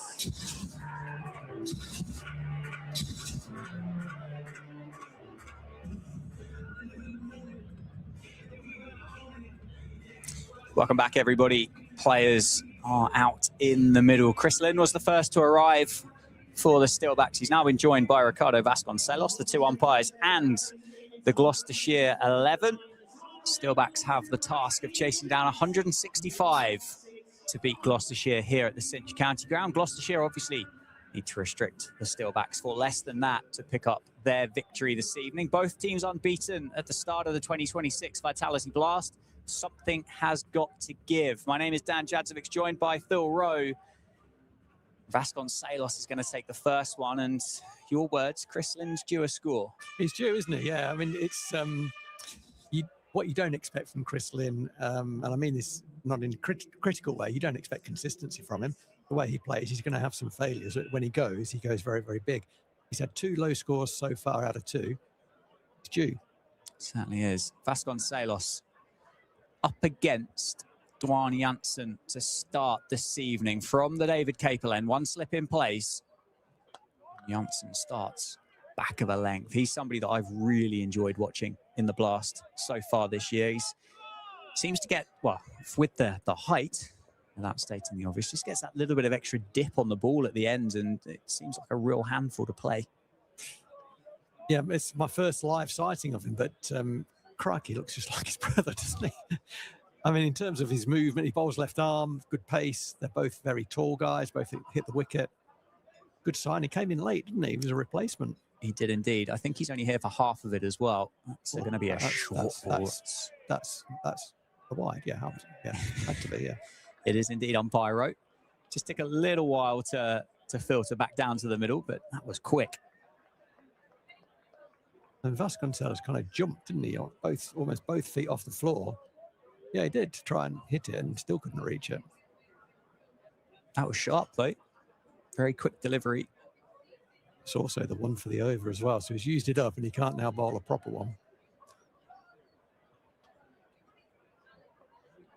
Oh, that's where he wants to be. That's big where drive. He needs to be. Big from drive. Vasconcelos, wasn't it? It was a big drive. No foot movement in that at all. The previous ball was short and fast, and Vasconcelos not keen to get forward, but Janssen having the intelligence to get the ball up there, a little bit of away movement. That's a nice bit of away movement. A couple of partnerships is what Northants need to break this game. And Vasconcelos is away, just tucked off the hip. We'll look for a second and settles on just the single. So the Steelbacks are underway. Vasconcelos gets off the mark, the third time of asking, and Chris Lynn makes his way and takes guard at the striker's end. Slight change in the field and the personnel, just making sure that those are in the right place. It'll be very interesting to see where Janssen decides to bowl at Chris Lynn. There's a deep backward square, as you would expect, and a third man. They're the 2 boundary fielders. I wouldn't be surprised if he tries to get it under his arm into the rib cage. Doesn't go Yorker.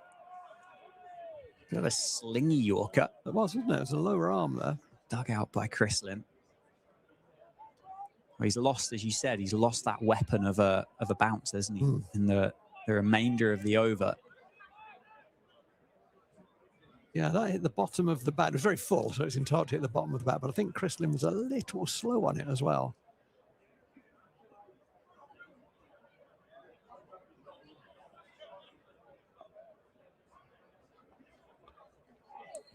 Chris Lynn gets, I believe, off the mark. I think there was a little bit of bat involved. Just tries to help it on its way. No leg byes signalled by the umpire.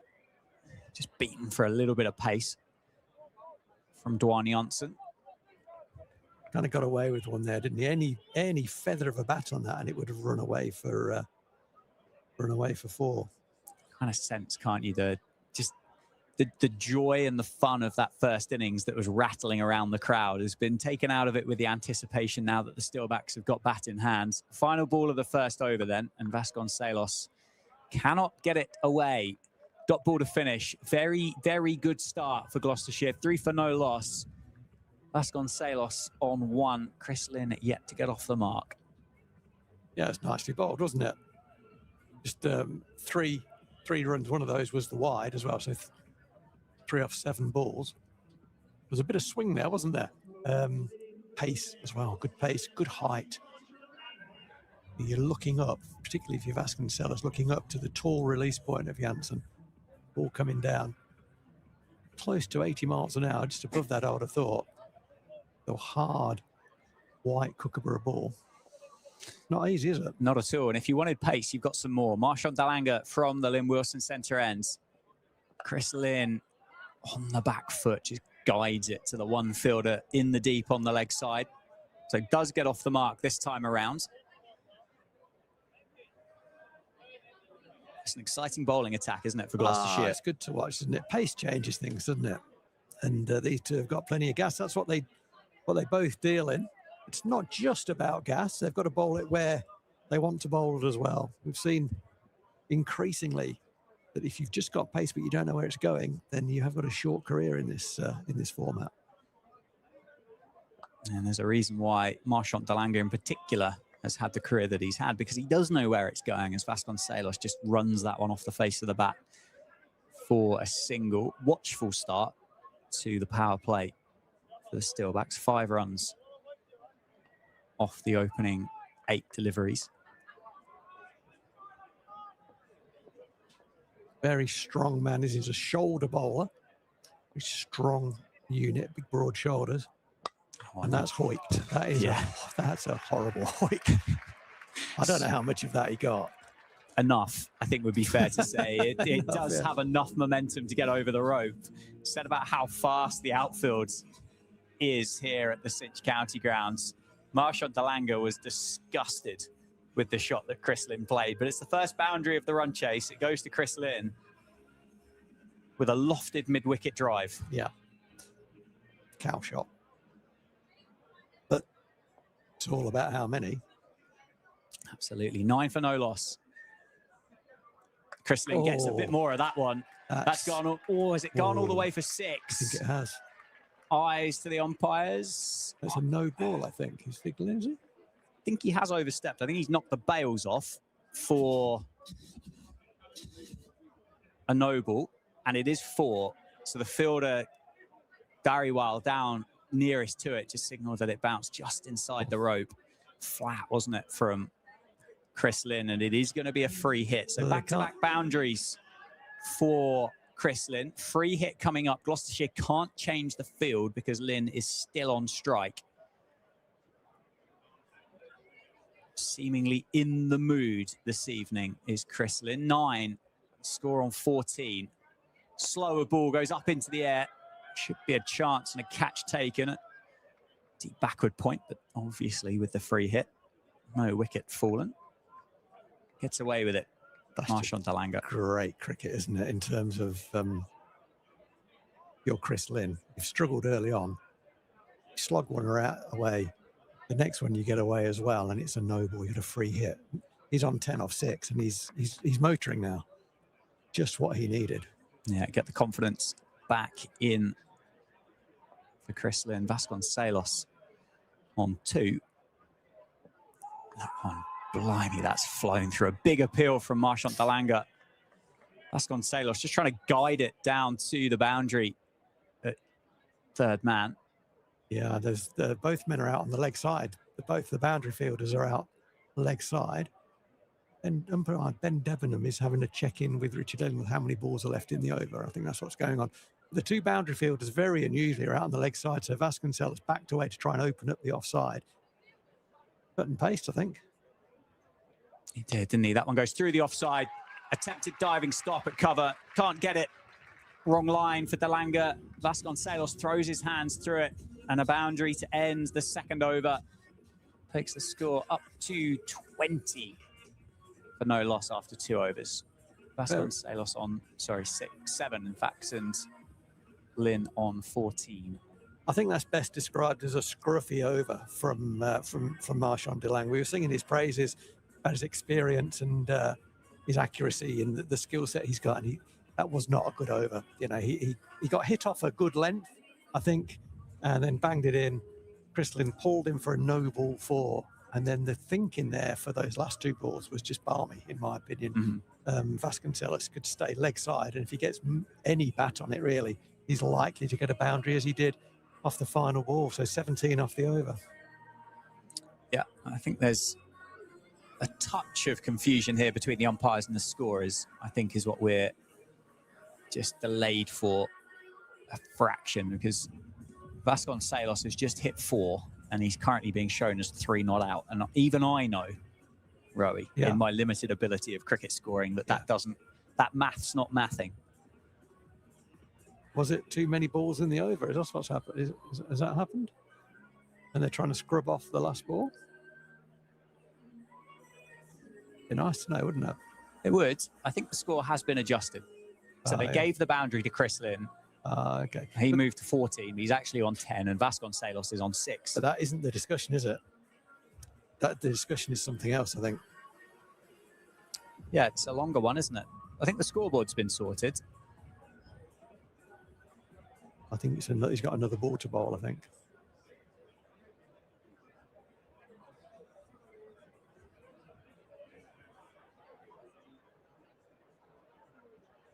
I mean, one of the jobs of the umpire is to count to 6. It's not that hard, is it? They have their little plastic counters as well, don't they? Maybe they forgot the pebbles from the car park. What is going on? I mean, yeah, we don't know what's going on. So actually, I shouldn't be too critical, because literally don't know what's going on. But then nor does anyone else, by the looks of things. Doesn't seem to be, does it? I think Marchant de Lange is content with the fact he's not going to have to bowl an extra delivery. Yeah, he's put his cap back on. He's happy with that. So Jansen's happy with that. I think after all that, Rowie, I think we might be ready to go again for whatever the delay was.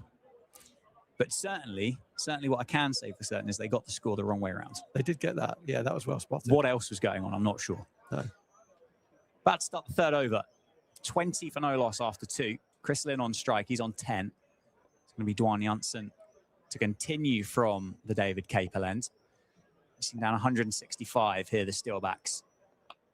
Chris Lynn just on the tiptoes, trying to run it down to Marchant de Lange for a single. Well, after all that, I think we've lost a run off the scoreboard now as well. We're now 19 for no loss. Going backwards. That's never a good thing, is it, when the score goes backwards? It doesn't feel like the thing you'd want to see from a batting side's perspective. Like a Benjamin Button scoreboard. So 16 off that de Lange over. Any other offers? We'll stick on that, shall we? Lynn tries to play that trademark swivel pull. Can't connect with it. I don't think he got very close to that, you know. It was taken well wide, wasn't it? Left arm over. The angle is going across Chris Lynn. He tried to pull it through the leg side. I just don't think he got very close to that at all. I think he was a long way from it. Having just caught that out the corner of my eye on that laptop screen beside you. Well, he's 10 off 8.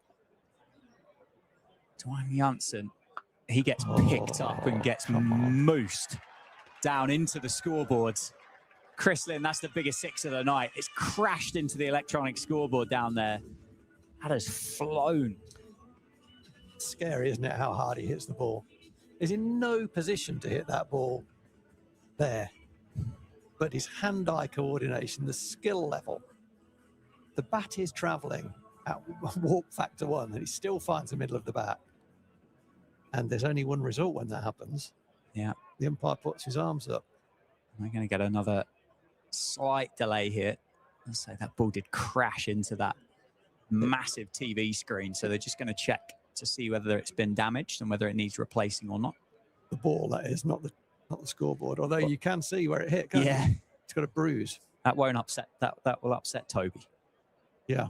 That'll be one more thing that he's got to figure out between now and the next home game. There's going to be a change of cricket ball.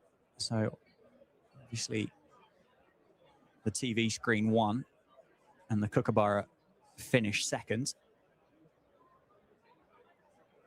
These interruptions, one caused by the umpire, the other one caused by Chrislin hitting the ball too hard, they've kind of just sucked a bit of life out of it, haven't they? The crowd have kind of looking at their shoes a bit and shrugging their shoulders, which is a shame because we've got a very live game on here. Yeah, it's been a bit disjointed, hasn't it? It has. Kind of momentum. You got to Starting and switch on, stopping. don't you? Now, Chrislin has got to switch back on now. He's vastly experienced. Certainly is. I think he's going to continue the same way, though, isn't he? He does. And that one goes finer. And that one, I think, has gone all the way for 6 again. They're going to check here once more with the Gloucestershire fielder, who's down on the rope, to see whether it did. It was incredibly flat, wasn't it? Heard it crash into the boundary boards. Yeah, the fielder will say, I don't know, which is, I think, is what he's saying. And the umpire is saying to him, well, look, you were right there. What was it? And I think that's good umpiring. Yeah, that is good umpiring. The umpire would not take it, I'm not too sure, which is what all fielders say. No criticism of the field. They are, I'm not sure. Yep. And he said, well, look, you were right there. What was it? And put a bit of pressure on him. Yeah, benefit of the doubt goes in favour of Chrislin there as well. He's going to keep going, isn't he? I don't see him stopping, do you? No. He does go again, but a change of pace from Janssen. The umpires here, they're just going to have to do their best here to just subdue this a fraction. I don't think Gloucestershire are particularly happy with them at the moment. Conversations going on with the standing umpire and the square leg umpire. You'll get no change out of Richard Illingworth. He is a vastly experienced and a very, very good umpire. Dwan Janssen. 31 for no loss, the Steelbacks. Oh, well bowled and well played. Chrislin just fends at that one to end the over. 3 done. 31 for no loss. So I reckon there was 13 off that over. And if 13 and 19 are not 32, we've lost another run. What's going on? Shrinkflation. What is But there happening? was certainly 2 sixes. There's 2 sixes and a single off the first ball of the over, is what I've noted down. Anyway, the score is approximately 31 for no wicket. Give or take. Give or take. And we're going to get a change in the bowling. Marchant Dalanga, it feels like an age that he bowled his first over, has been replaced by Ollie Price. So a bit of spin, a bit of match up here, maybe against Vasconcelos and Chrislin. Take the pace out of the ball. And straight away, Ollie Price asks a question. A bit of a unattractive shot from Ricardo Vasconcelos. What was he doing there? I'm not sure. I'm not sure that's ever been played in cricket I before. don't really know what that was. Reverse is definitely on. The reverse sweep is definitely on. Uses his feet and Oh, goes that's a gorgeous bit of cricket. up over the offside. Couple of bounces checked by Vasconcelos. That shot, much more stylish.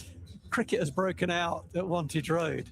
We've had some strange things going on, haven't we, so far in this 3.2 overs? There's nothing strange about that. A chassé down the wicket, right, left, right, lofted over the fielder, full control. The Phil Rose chassé. The The first time that's chassé. been used in 2026.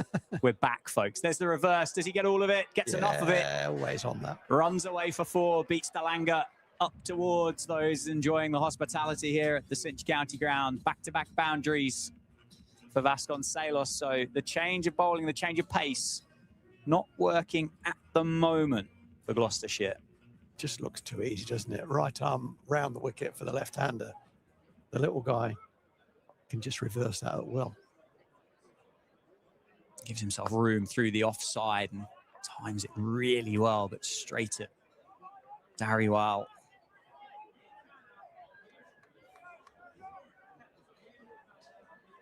.39 for no loss. Change in the field. I'm going to send that fielder out on the offside and bring up long on. I think that's a better field. Well, long on inside the circle would catch the eye of many club cricketers around the world, I would suspect. Vasconcelos tries to take on Ollie Price down the ground, and it's really well bowled by the Gloucestershire all-rounder. Quicker outside off stump. Vasconcelos just about catches up with it and keeps it out. I'd keep reversing. Just go again. Yeah. If you can get it over 30 yards or through 30 yards, you've got a boundary. He does reverse and hits it straight to the man. That's a good catch. Very good catch, Ben Charlesworth. At backward point, Vasconcelos timed it well. Couldn't have picked him out better if he tried. Steelbacks lose their first. 39 for 1. Ollie Price gets Vasconcelos for 14. He had to fetch that. The line was a bit straighter. I think almost everyone knew that he was going to reverse sweep that ball, importantly including the bowlers. So it was a bit straighter, which meant that Vasconcelos had to fetch it and hit it rather than just help it through the offside with the reverse sweep. He hit it pretty well, but he didn't manage to get it down. It was a good tumbling catch away to his right. So that's the end of Vasco. The first wicket falls 39 for 1. Good start from Northants. Absolutely. Very good start. Eventful. Plenty happening out there in the middle. Various different things going on. 4 overs have been bowled. 39 for 1. And Nathan McSweeney in at number 3 for the Steelbacks today. Joins Chris Lynn in the middle. Chris Lynn just continues the way he's been going? I think so. Yeah. Absolutely. 22 off 12, 2 4s and 2 6s. I think you don't sign Chris Lynn and want him knocking it around. He deals in boundaries. He's old school, isn't he? And he's very, very good at it. I mean, very reminiscent to the job that Richard Levy did for us so well. Yeah, that pinch hitter, isn't he? Matt Taylor into the attack. That one does drift down the leg side. Will be signalled wide. I think I agree with you you don't really want him just fending the ball around, but I think you'd quite like to see him spend a bit of time in the middle, not for the sake of the scoreboard, but for the sake of the campaign through the season. I don't necessarily think the boundaries that he's hit so far have necessarily been the best of Chris Lynn, but the muscle has got him out of trouble, isn't it? As he tries to heave that one down towards the bar here at the county grounds. Just doesn't quite look like the body's moving in the way that he'd want it to at the moment. No, he's hit a couple of bombs, hasn't he, so far? But he's clothing a few, isn't he? And some of them he's missed by quite a long way, the ones that they've got through him. So he's not at his best, but Chris Lynn not at his best. He's 23 off 13, and that's, if you've got that power, yeah, it's a kind of get out of jail free card at times, isn't it? Yeah, and there is some serious power in that upper body of Chris Lynn. McSweeney then will get in, faces his first ball and gets off the mark straight away with a scampered single.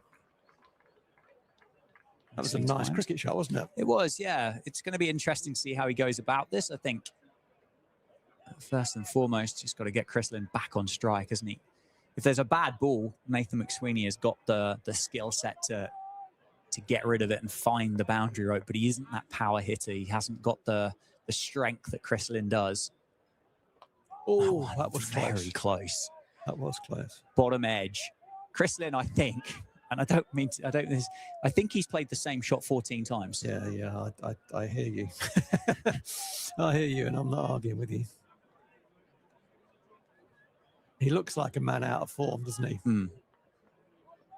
But he's still in. And that's the, Absolutely. You've got to be out there, haven't you? And we've seen the power that he's got. That's powerful. It's short. It's a top edge. There's going to be a chance. It's gone down. Oh, that's a poor attempt, that. It's gone down. Chris Lynn gets a life on 23. That's a poor attempt in the outfield. Top edge and, well, poor attempt in the outfield, and he's certainly being let known about it by those Steelback supporters. He ran past the ball effectively. It was a catch he needed to be taken on his right-hand side as he moved to his right, and he ran past it and ended up putting his hands back across his body to catch it on his left-hand side, and he didn't. Should have looked for two. Plenty of encouragement on offer from those in the Jackson Grundy this evening. Enjoying their night of Vitality Blast cricket after a long week at work. It's half term this week, isn't it? The kids should be full of energy. It is. They should be well up for this. Chris Lynn's loving it, isn't it? Isn't he? He's had a free hit off DeLanga, and now he's been spilled, which was a pretty comfortable catch at this level, really. It was indeed. 45 for 1. And that's whipped through the leg side to that man once again.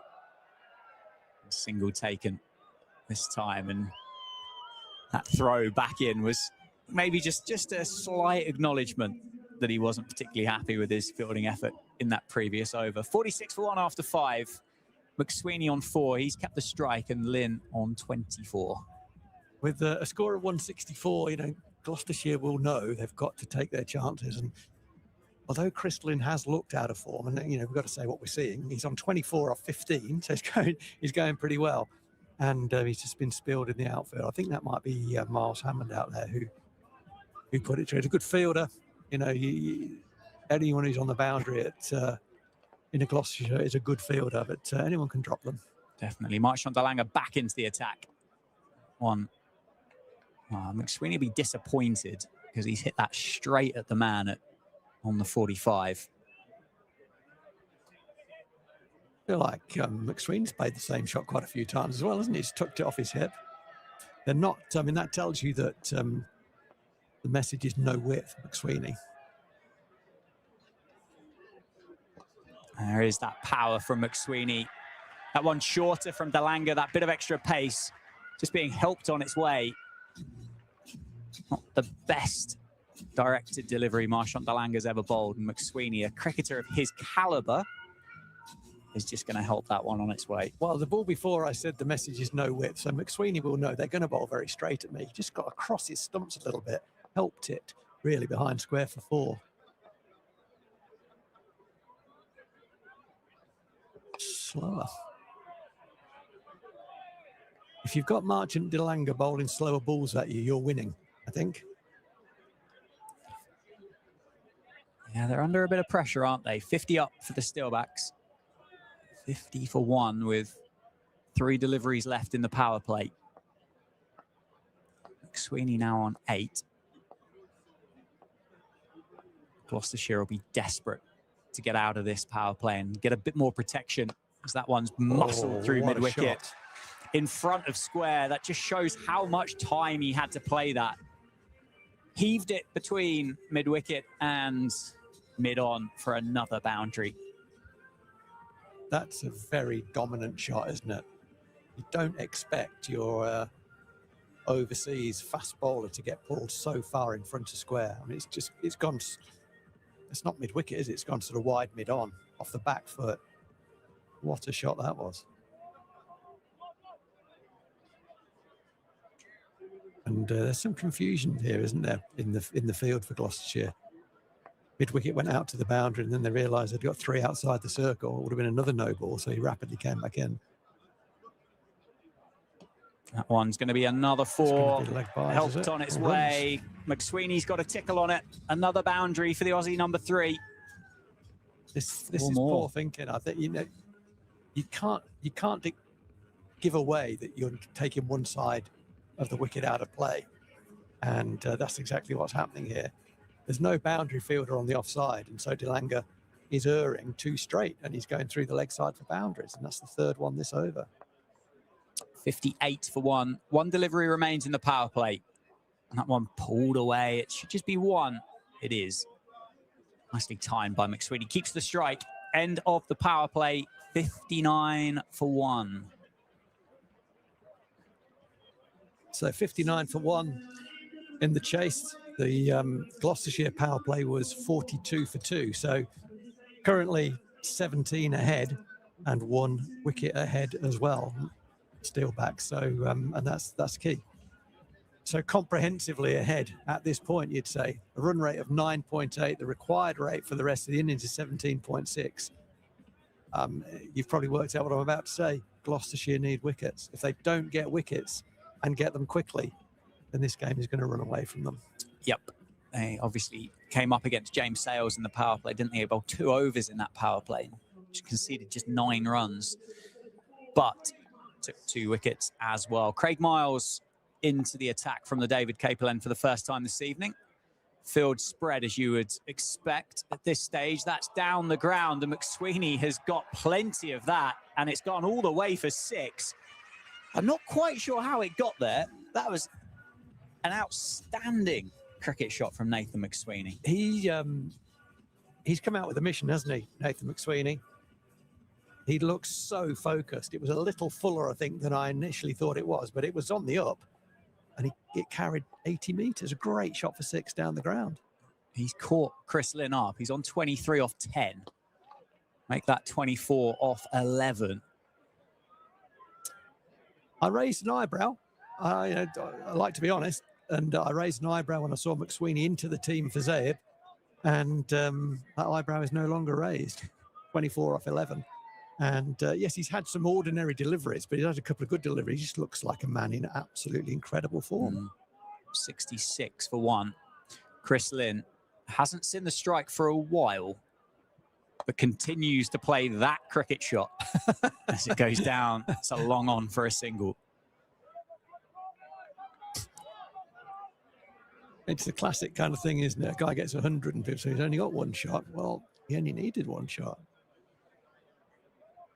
To be honest, I'd be bowling very full and straight at Chris Lynn. I wouldn't be bowling into the pitch and letting him swing his arms. Certainly no length at all.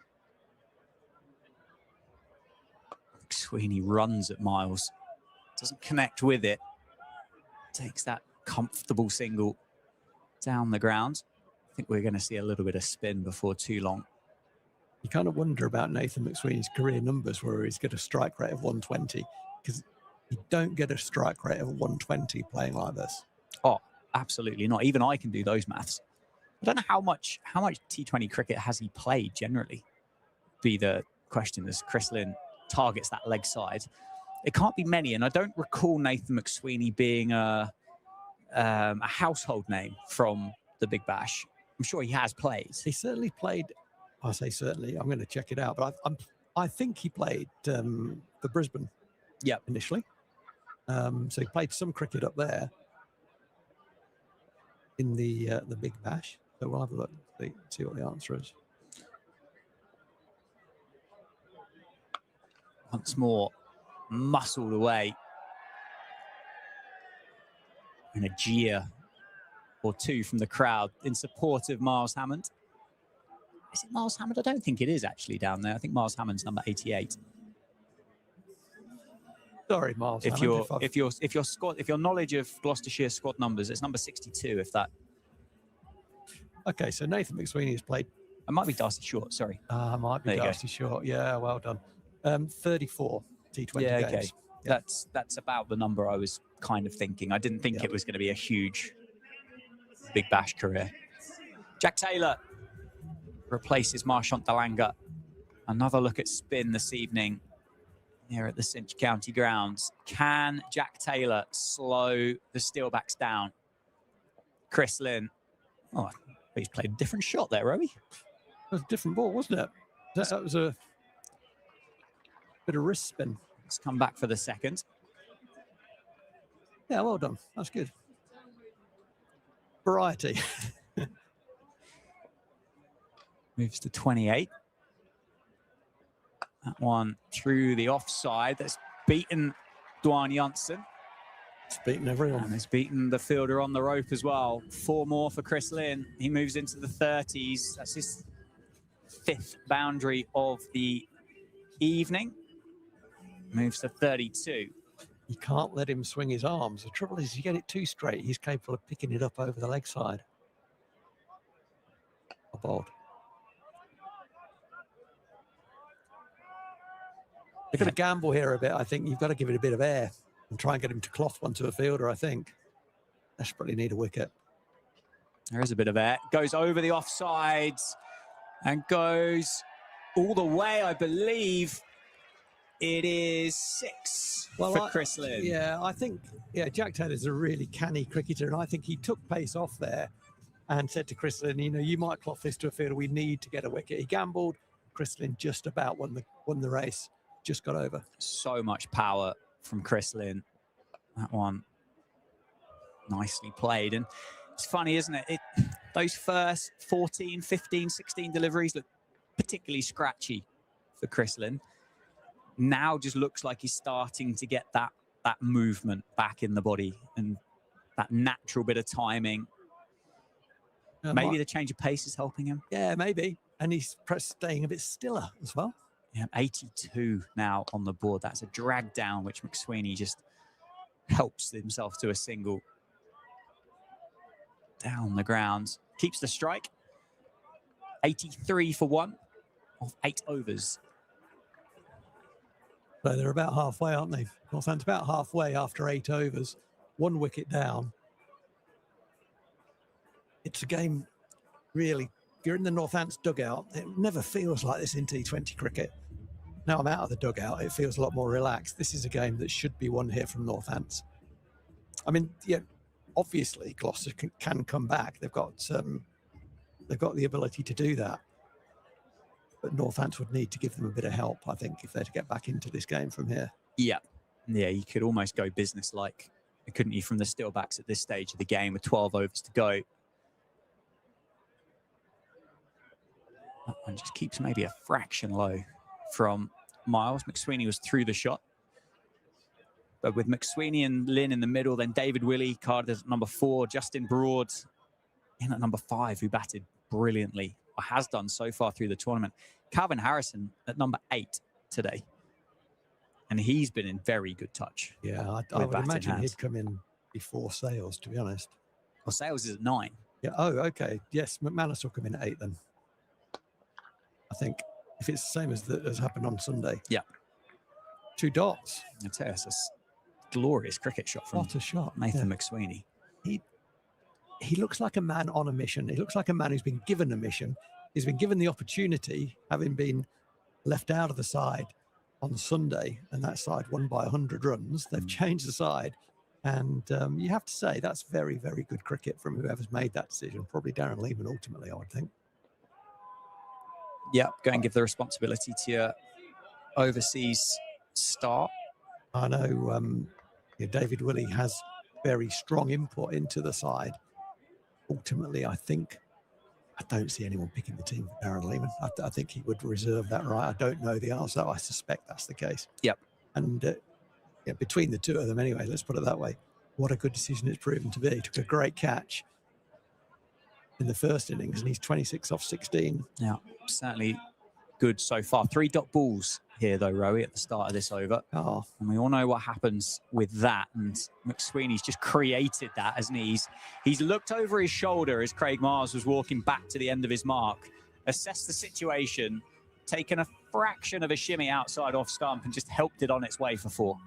Yeah, you set it up really nicely. You know, in T20 cricket, 3 dots often brings a big shot and often brings a dismissal, but that's a very poor ball. It was sliding down the leg side at a bad length. Just helped on its way, wasn't it? He moves to 30. That one through the offside. That's going to be another 4, I think, is it? Darrywell's got a lot of work to do. An exceptional bit of fielding down on the boundary rope. Covers a lot of ground. Picks the ball up cleanly and gets it in very quickly, just 2. It looked 4 for all money, that. He moves like Paul Coughlin of once of Durham. It's an incredible boundary field. It looks like he's not moving and then has stopped it and thrown it back in. Long strides. Yeah. Long strides for Darrywell. 1 delivery left from Craig Mars in the over. Played down the ground. Is it carried all the way? No, not quite. Fortunately, not quite for Nathan McSweeney. I think he probably timed that one slightly better than he thought he did. Too well, didn't he? Yeah. 1 taken. 90 for 1 after 9. Yeah, it was a sort of a punch drive, wasn't it? He realised he needed to decelerate the bat, otherwise it would have gone straight up. but he still timed it so well. Another day, Janssen could have come in and caught that, but I think Janssen couldn't believe that the ball was going to reach him. In the end, it nearly got past him on the half volley. He just sort of smothered it, threw a fire blanket over it at the end. So 90 for 1 off 9, exactly 10s. Rate required now below 7s. 2 guys who are in as well. McSweeney on 33 off 19. Linsanity 39 off 23. And yeah, you were quite right. It's going to be a change of bowling. Yeah, Darcy Short. Gloucestershire and Jack Taylor really shuffling the pack, aren't they? Trying to find the combination, trying to find the bowler to unlock it. This time it is Darcy Short. The 7th bowler that's been used by Gloucestershire in the first half of this innings. 3 Australians out there at the moment, 2 batters and a bowler. Oh my word, that's large. That's sizable. It's high and handsome from Chris Lynn. It's all the way for 6. The second that left the bat, it had 6 written all over it. And another one for Chris Lynn, the 4th now for Linsanity. He moves to 45. You don't have to be a genius at spinning this competition, but you cannot let the batter put his foot down the wicket and hit through it. One straighter and flatter. Not a lot of foot movement there from Chris Lynn. In fact, none. No, he's certainly playing with the hands, isn't he? Chris Lynn this evening. It's 45 down off 25. Yep. It's wonderful to watch. That one's slower. That's a great shot. Into the surface. That's going to be 4. That's a great shot. Wow. That has raced across the square like a tracer. Bat speed, isn't it? Because there was no pace on the ball. And the bowler would have let that go thinking that's going to get cut for 1. Well, Chris Lynn let it almost past him and then cracked the wrists on it. And it flew square for 4. Fantastic bit of timing. He played it off the front foot in the end. Kind of moved his back foot out the way, created the angle and smeared it off the front foot. And that's 50 for Chris Lynn, just tucked off the hip. 50 off 27 deliveries for the Australian Chris Lynn. The crowd love him here at the Sidge County Ground. He has done so much damage here in the past in a Steelback shirt. And they'll be delighted to see him back in 26 and delighted to see him back in form. I wonder if we'll look back at this innings at the end of the campaign and say it was that night. Sweeney gets to the full toss. That's gapped really nicely. Could be 2. Chris Lynn coming back to the danger end.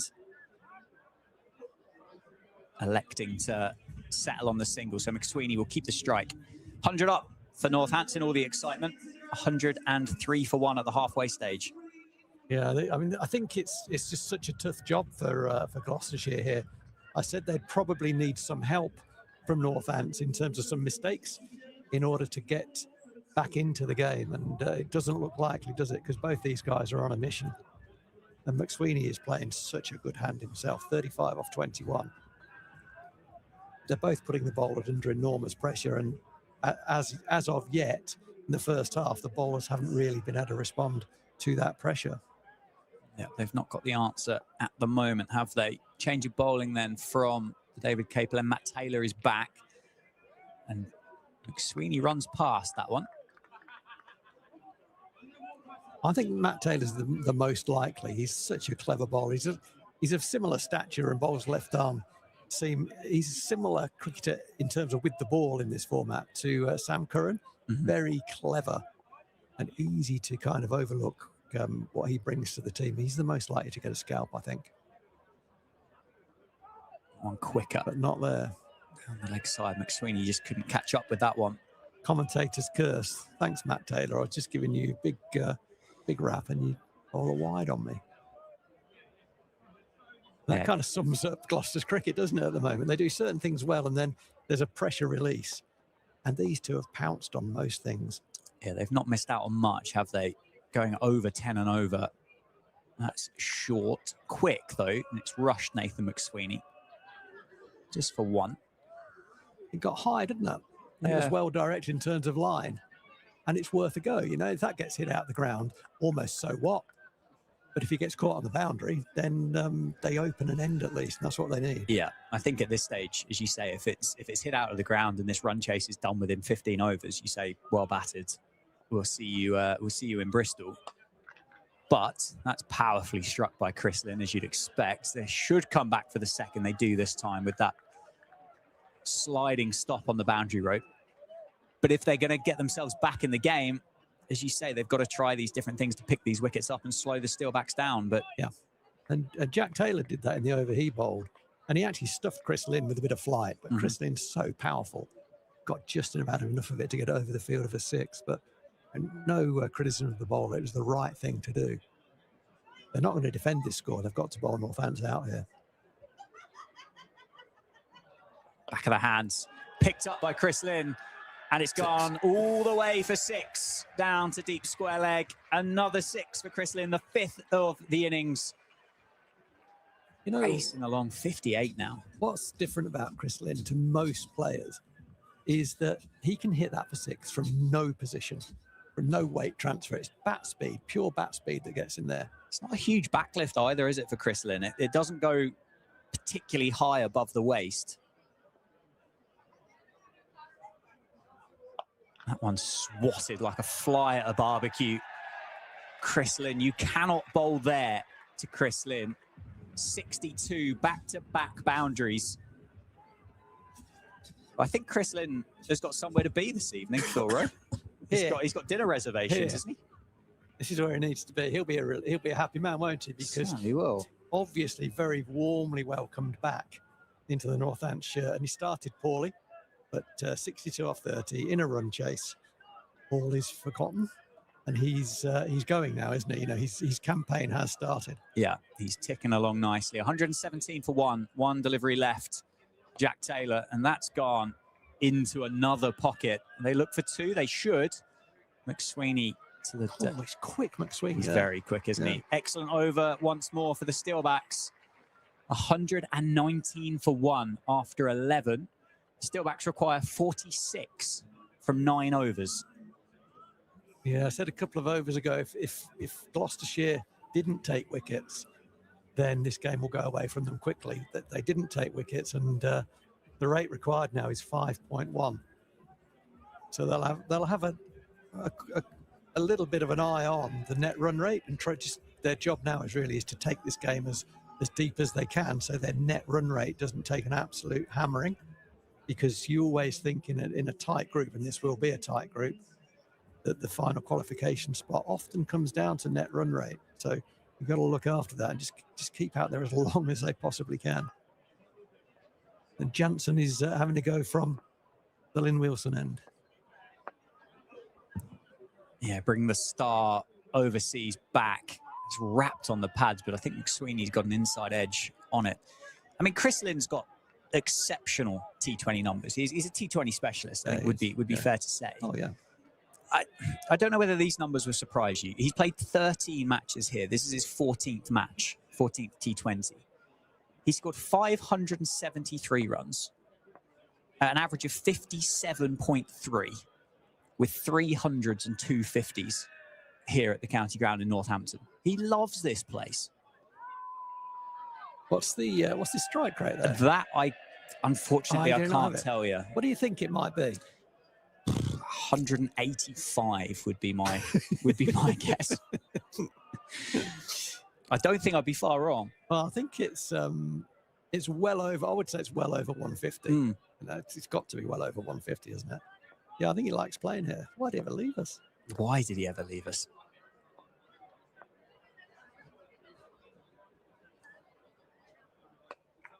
Toe ended by McSweeney. Take the single, comfortable single.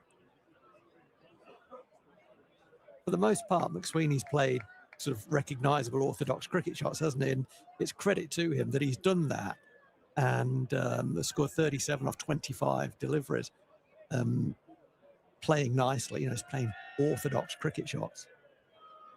I am, having seen this innings tonight, it's only 37, but I've seen enough here to say, you know, that the strike rate of 120 doesn't seem to make sense. Yeah, it doesn't quite add up, does it? Chris Lynn rushed for a bit of pace, falls safely into the leg side.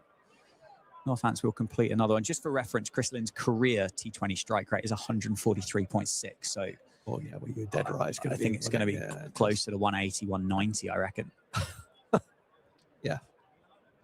And that's why he's a T20 specialist. Those numbers, anyone wants that in their side, don't they? That's, as I said earlier, he's not going to be consistent. That's not important. What's important is how many games he wins for you. Absolutely. Oh, he's still at the non-striker's end at the moment. McSweeney down the ground, gets plenty of that. Lands safely, skips off the bound. Cut off by Dariwal. Come back for 2. I don't suspect the running between the wickets for Chris Lynn's going to be pleasing him that much. It's not, you mean the amount he's having to do? Yes.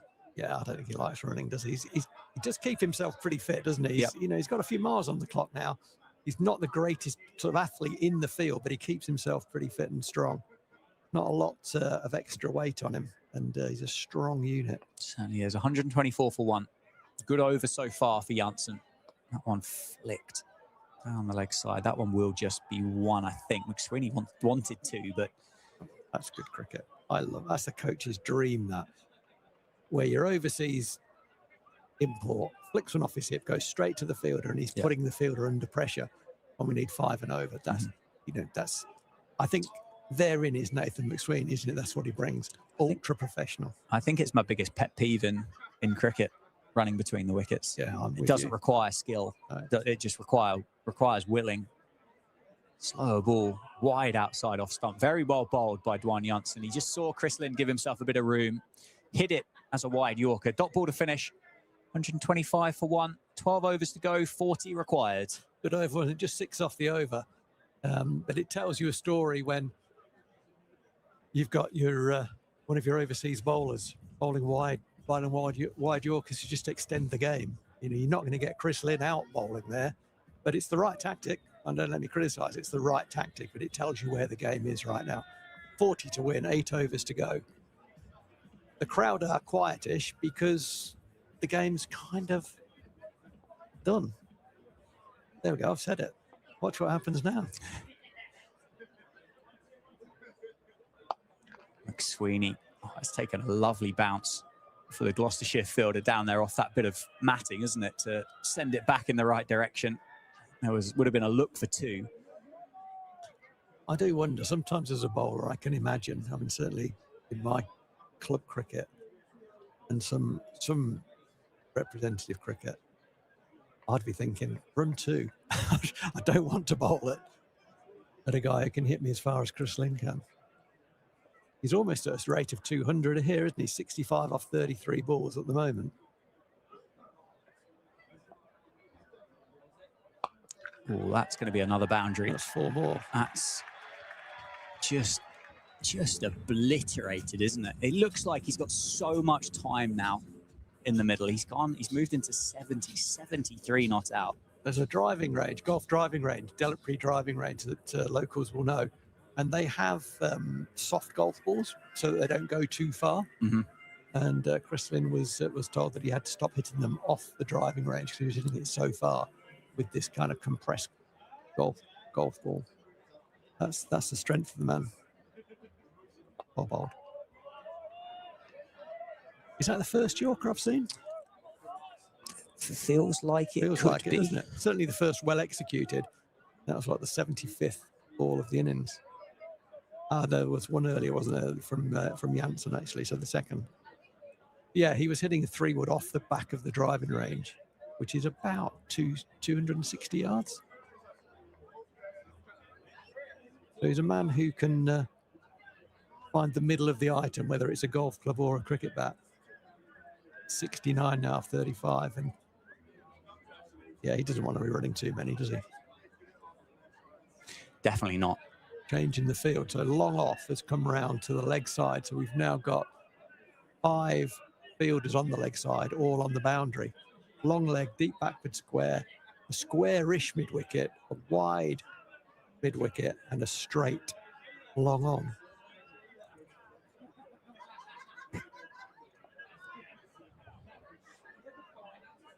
Oh, that's gone straight up. It's gone a long way. There's a cry of catch. Fielder settles himself and takes a good catch. Well caught.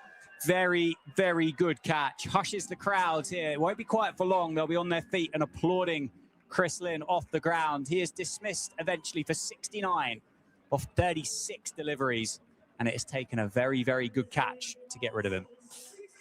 It was predictable, wasn't it, that he was going to get caught by one of those 5 guys. And Miles was brave there, really, in setting that field. And it was a sort of it was a gamble, wasn't it? He was saying to Chris Lynn, you can get a run out there, but you're going to have to get over the boundary to get anything other than 1. You can have 1 or you can have 6, but you're likely to get out. And he did. He clothed it a little bit. I think it was pace-off delivery. Chris Lynn got enough bat on it, went high into the sky. Well caught by the fielder coming in off the boundary, but by that time the game has gone 69 off 35. He's broken the game open. He certainly has. I mean, the damage feels as though it's been done, doesn't it? It does. David Willey is already in the middle. He was in good form, scored 46 against Worcestershire last weekend over at New Road. He's joined Nathan McSweeney in the middle. Northamptonshire, the Steelbacks, they require 35 from the remaining 7.2 overs in this contest. 130 for 2. And Chris Lynn departs for 69. Oh, that's That's nice. going to help, isn't it? There's a free one to get your account underway. On the hip, tucked around the corner. Good ground covered by Marchant de Lange. Nice one to get off the mark there, isn't it? Lovely, isn't it? That's where you want it, isn't it? I'll have one on my hip, please. Lovely. Warwickshire Bears have lost again. Have they? Who are they playing today? It was the Pears against the Bears. Oh, the big derby. It's going to take a recovery job for Warwickshire to put a fight together in this Central and West group, isn't it now? Slower ball pulled away by McSweeney. Plenty of encouragement from the Steelback supporters in the ground this evening for the outfielders. 132 for 2. That wicket to fall was Chris Lynn for 69. 7 overs to go. The Steelbacks require 33. Yeah, it makes it difficult to make it sound exciting, doesn't it? When the score is in that way. It's quite. I think it's not easy being the incoming batsman because you help yourself to a sort of a runner ball, 12 not out or 14 not out or something, and it looks like you've just played for the red ink. But actually, just get the job done. Get some poor deliveries, hit them for 4. If you don't, knock it into a gap.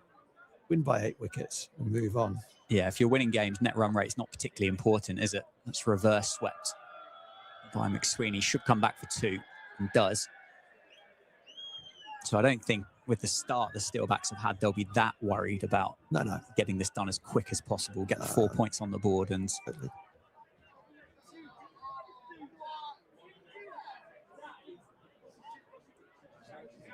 really enjoying watching Nathan McSweeney's innings. He's played beautifully. That's continues to do so, doesn't he? Just sees him, Ollie Price fires it in a bit quicker, and McSweeney has the answer, takes the single, moves up to 45. 45 off 31 for Nathan McSweeney this evening, batting at number 3 for the Steelbacks. It's he's nothing exceptional, has he? That's a sign of a good player, isn't it? Used to sit and watch Alan Lamb, and you think, well, he needs to. Oh, okay, he's scoring at 140. Not anything exceptional apart from murder the bowling. Oh, David Willey. That's a newie. Don't see that very often, do we, from the Steelback skipper? That's a great shot. 4 runs. Uses the pace of Price. Skips it up over Bracey for 4. That I'm really interested in that shot because that is not a David Willey shot, is it? How often have I seen him play that shot? I don't think I've ever seen him play that shot. He's well known for slog sweeping the spinners, or if they go a little bit straighter, he goes down the ground with those big long levers. That was a lovely little ramp over his own shoulder. Old dog, new tricks. Absolutely, you're right. He's got a new dog, actually. He has. Yeah. 4 legs and a tail variety. It is.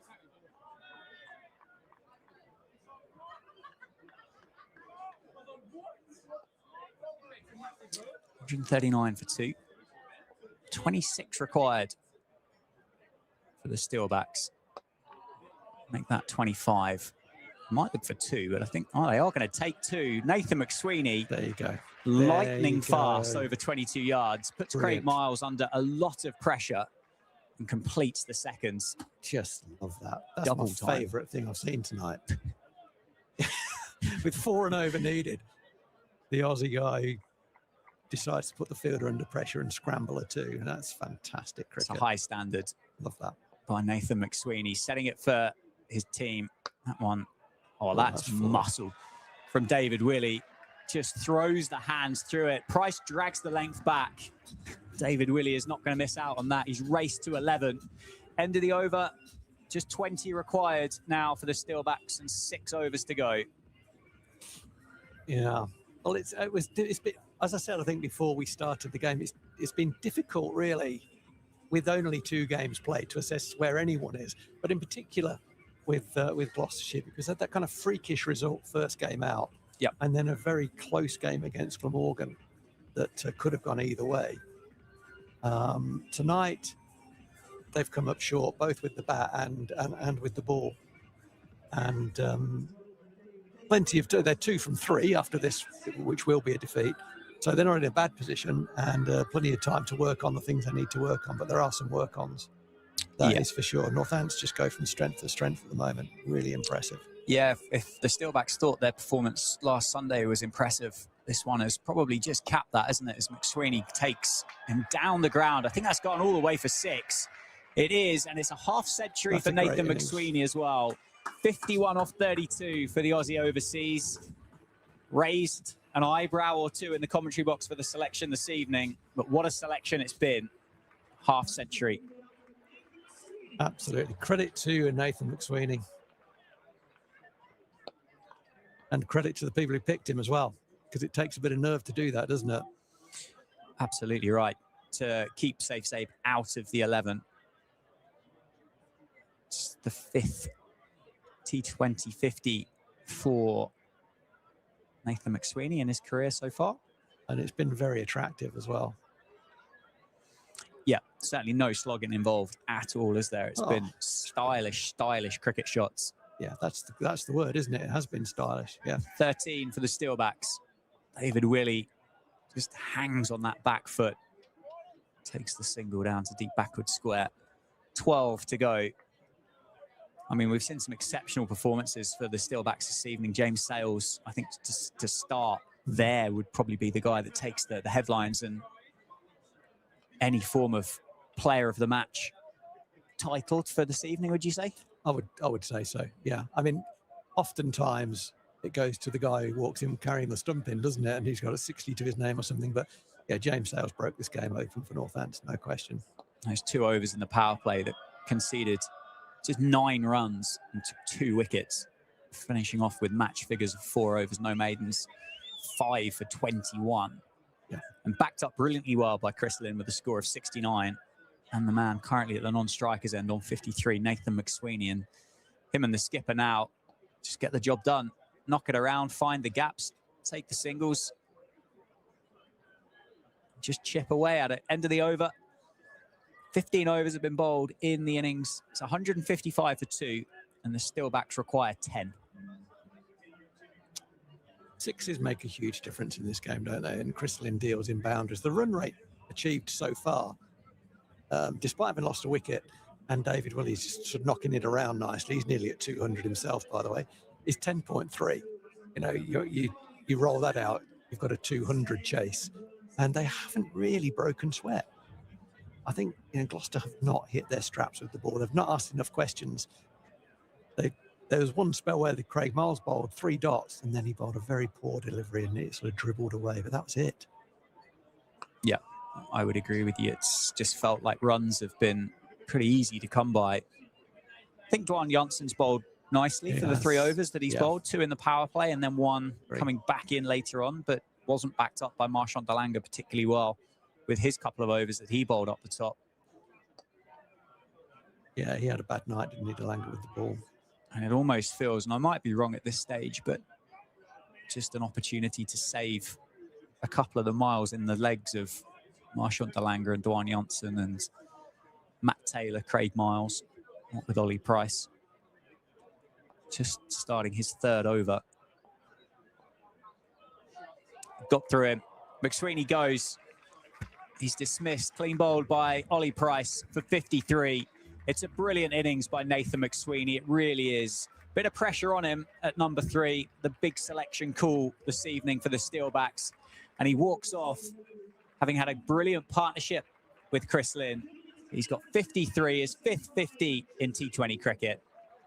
Excellent batting. Yeah, I mean, he will have been under a bit of pressure there. You know, he will have known that Saif Zaib is a crowd favourite. He'll have known that Saif Zaib is a phenomenal T20 player, all format player. And he'll learn that Saif Zaib was selected on Sunday ahead of him.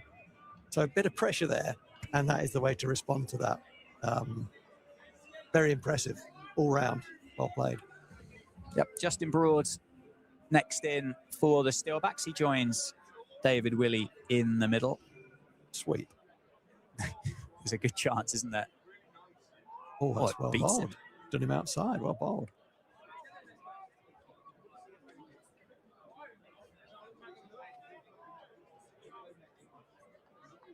At least he didn't nick it past the keeper for 4. You know, that's the sort of Gloucestershire will feel that's the luck they've had tonight. Very true.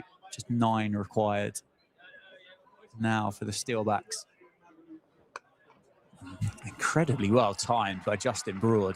Got a 4. Could be 4, isn't it? Fantastic cricket shot. That is as good as we've seen all night. It's roared across the boundary rope by the fans that are in the ground this evening. But you come in, first ball goes past your outside edge, you look a bit of a numpty. Second ball, short of a length, from round the wicket, backs away and hits across the line of the ball with a straight bat for 4 through extra cover. Yeah. What a cricket shot that is. Hit it off middle stump. What was the angle? 160, and there's the reverse. Does he get past it? Oh, he does. Sloppy in the field for Gloucestershire, allows Broad to come back for a second. 162. And I think, you know, those last 2 balls actually, in microcosm, sum up really the way the night has gone. The first 3 balls of that over were dot, 1 wicket. New batter on strike. You know, obviously Gloucester are not going to win from here, but then goes 0-4-2 to the new batter with a misfield for the last ball of the over. And I think that kind of paints a picture, doesn't it? Yeah, it does. It does. I think Gloucestershire, well, as you said, they're not in a bad position at all. 1-2 out of the 3. Maybe a little bit of a reshuffle, a real rethink, as that's dropped at extra cover off the bat of David Willey. I think that was a bump ball. Yeah, I think it was. I'll take it back. 3 to win for the Steelbacks. David Willey on strike. God, does get it past the man. I said can't get it past the man. It's not, it is going to go for 4. That's disappointing. It's a disappointing way to end the game for Gloucestershire, but excellent for the Steelbacks. Victorious here on Friday night. They've got overs in the bank. They've got into the 16th over. They've chased down 165. They've done it with the loss of just the 3 wickets. And the Steelbacks have gone 3 from 3 at the start of the Vitality Blast in 2026. James Sales, Chris Lynn, Nathan McSweeney will certainly be the stars of the show, but an excellent performance from the home team tonight. Yeah, another one. You know, went on the road on Sunday and won by 100 runs, the second biggest runs victory they've ever achieved. And coming home to a pretty full Wantage Road on a Friday night and delights, playing Gloucestershire, themselves unbeaten, a big game. And they've overpowered this side. They've overpowered them with the ball, they've overpowered with the bat and in the field, I have to say, in all 3 dimensions, and a really strong performance from a team that seems to be gathering pace. You said it yourself, James Sales was outstanding and exceptional. When he came on, he changed the game, as simple as that. Changed the game with 2 wickets in the power play, 2 for 9, 5 for 21 overall, and restricting Gloucester to a mediocre total of 164. And it always looked and felt it was under par. And once Chris Lynn found the middle of his bat, 69, he got off 36 balls, and a beautiful innings of 53 from Nathan McSweeney. It was made to look a little bit one-sided. Yeah, it certainly was. I don't think there's any other way that you can describe it, to be honest with you, Rowie. I mean, 7 wickets with that many deliveries left in the tank. It was a very, very clinical, very one-sided performance in favour of the Steelbacks. They've gone 3 from 3. They'll be up towards the top, if not, well, certainly top of the Central and West group. James Sales is currently sat top of the wicket takers in the Vitality Blast across all of the groups. He's got 9 wickets, an average of 8 and an economy of 6 so far in the competition. It's been a brilliant start for the Steelbacks all-rounder and a brilliant start for the Steelbacks. Anything else, Rowie, that you want to mull over before we wrap up for this evening? Well, I think James Sales was probably going to get selected for the second Lions game, and Northampton will probably hope that he doesn't now. Well, it has started. Oh, so he has. So he won't be playing on Sunday. That decision has been made then. Okay. Absolutely, right. He's been brilliant for the Steelbacks, and by my logic, should be playing on Sunday. Right. Over at Birmingham when they take on Warwickshire. And what does Aaron Viles call it? The second city or something like that in Birmingham, isn't it? I think something like that. He calls it a lot of things. Anyway, thank you so much for joining us. We appreciate your company this evening. We hope you've enjoyed the game that you've witnessed here on Steelbacks TV. We'll see you very soon when the blast returns here in a couple of weeks' time. My name's Dan Jazovich, joined by Phil Rowe. Have a good evening and a weekend.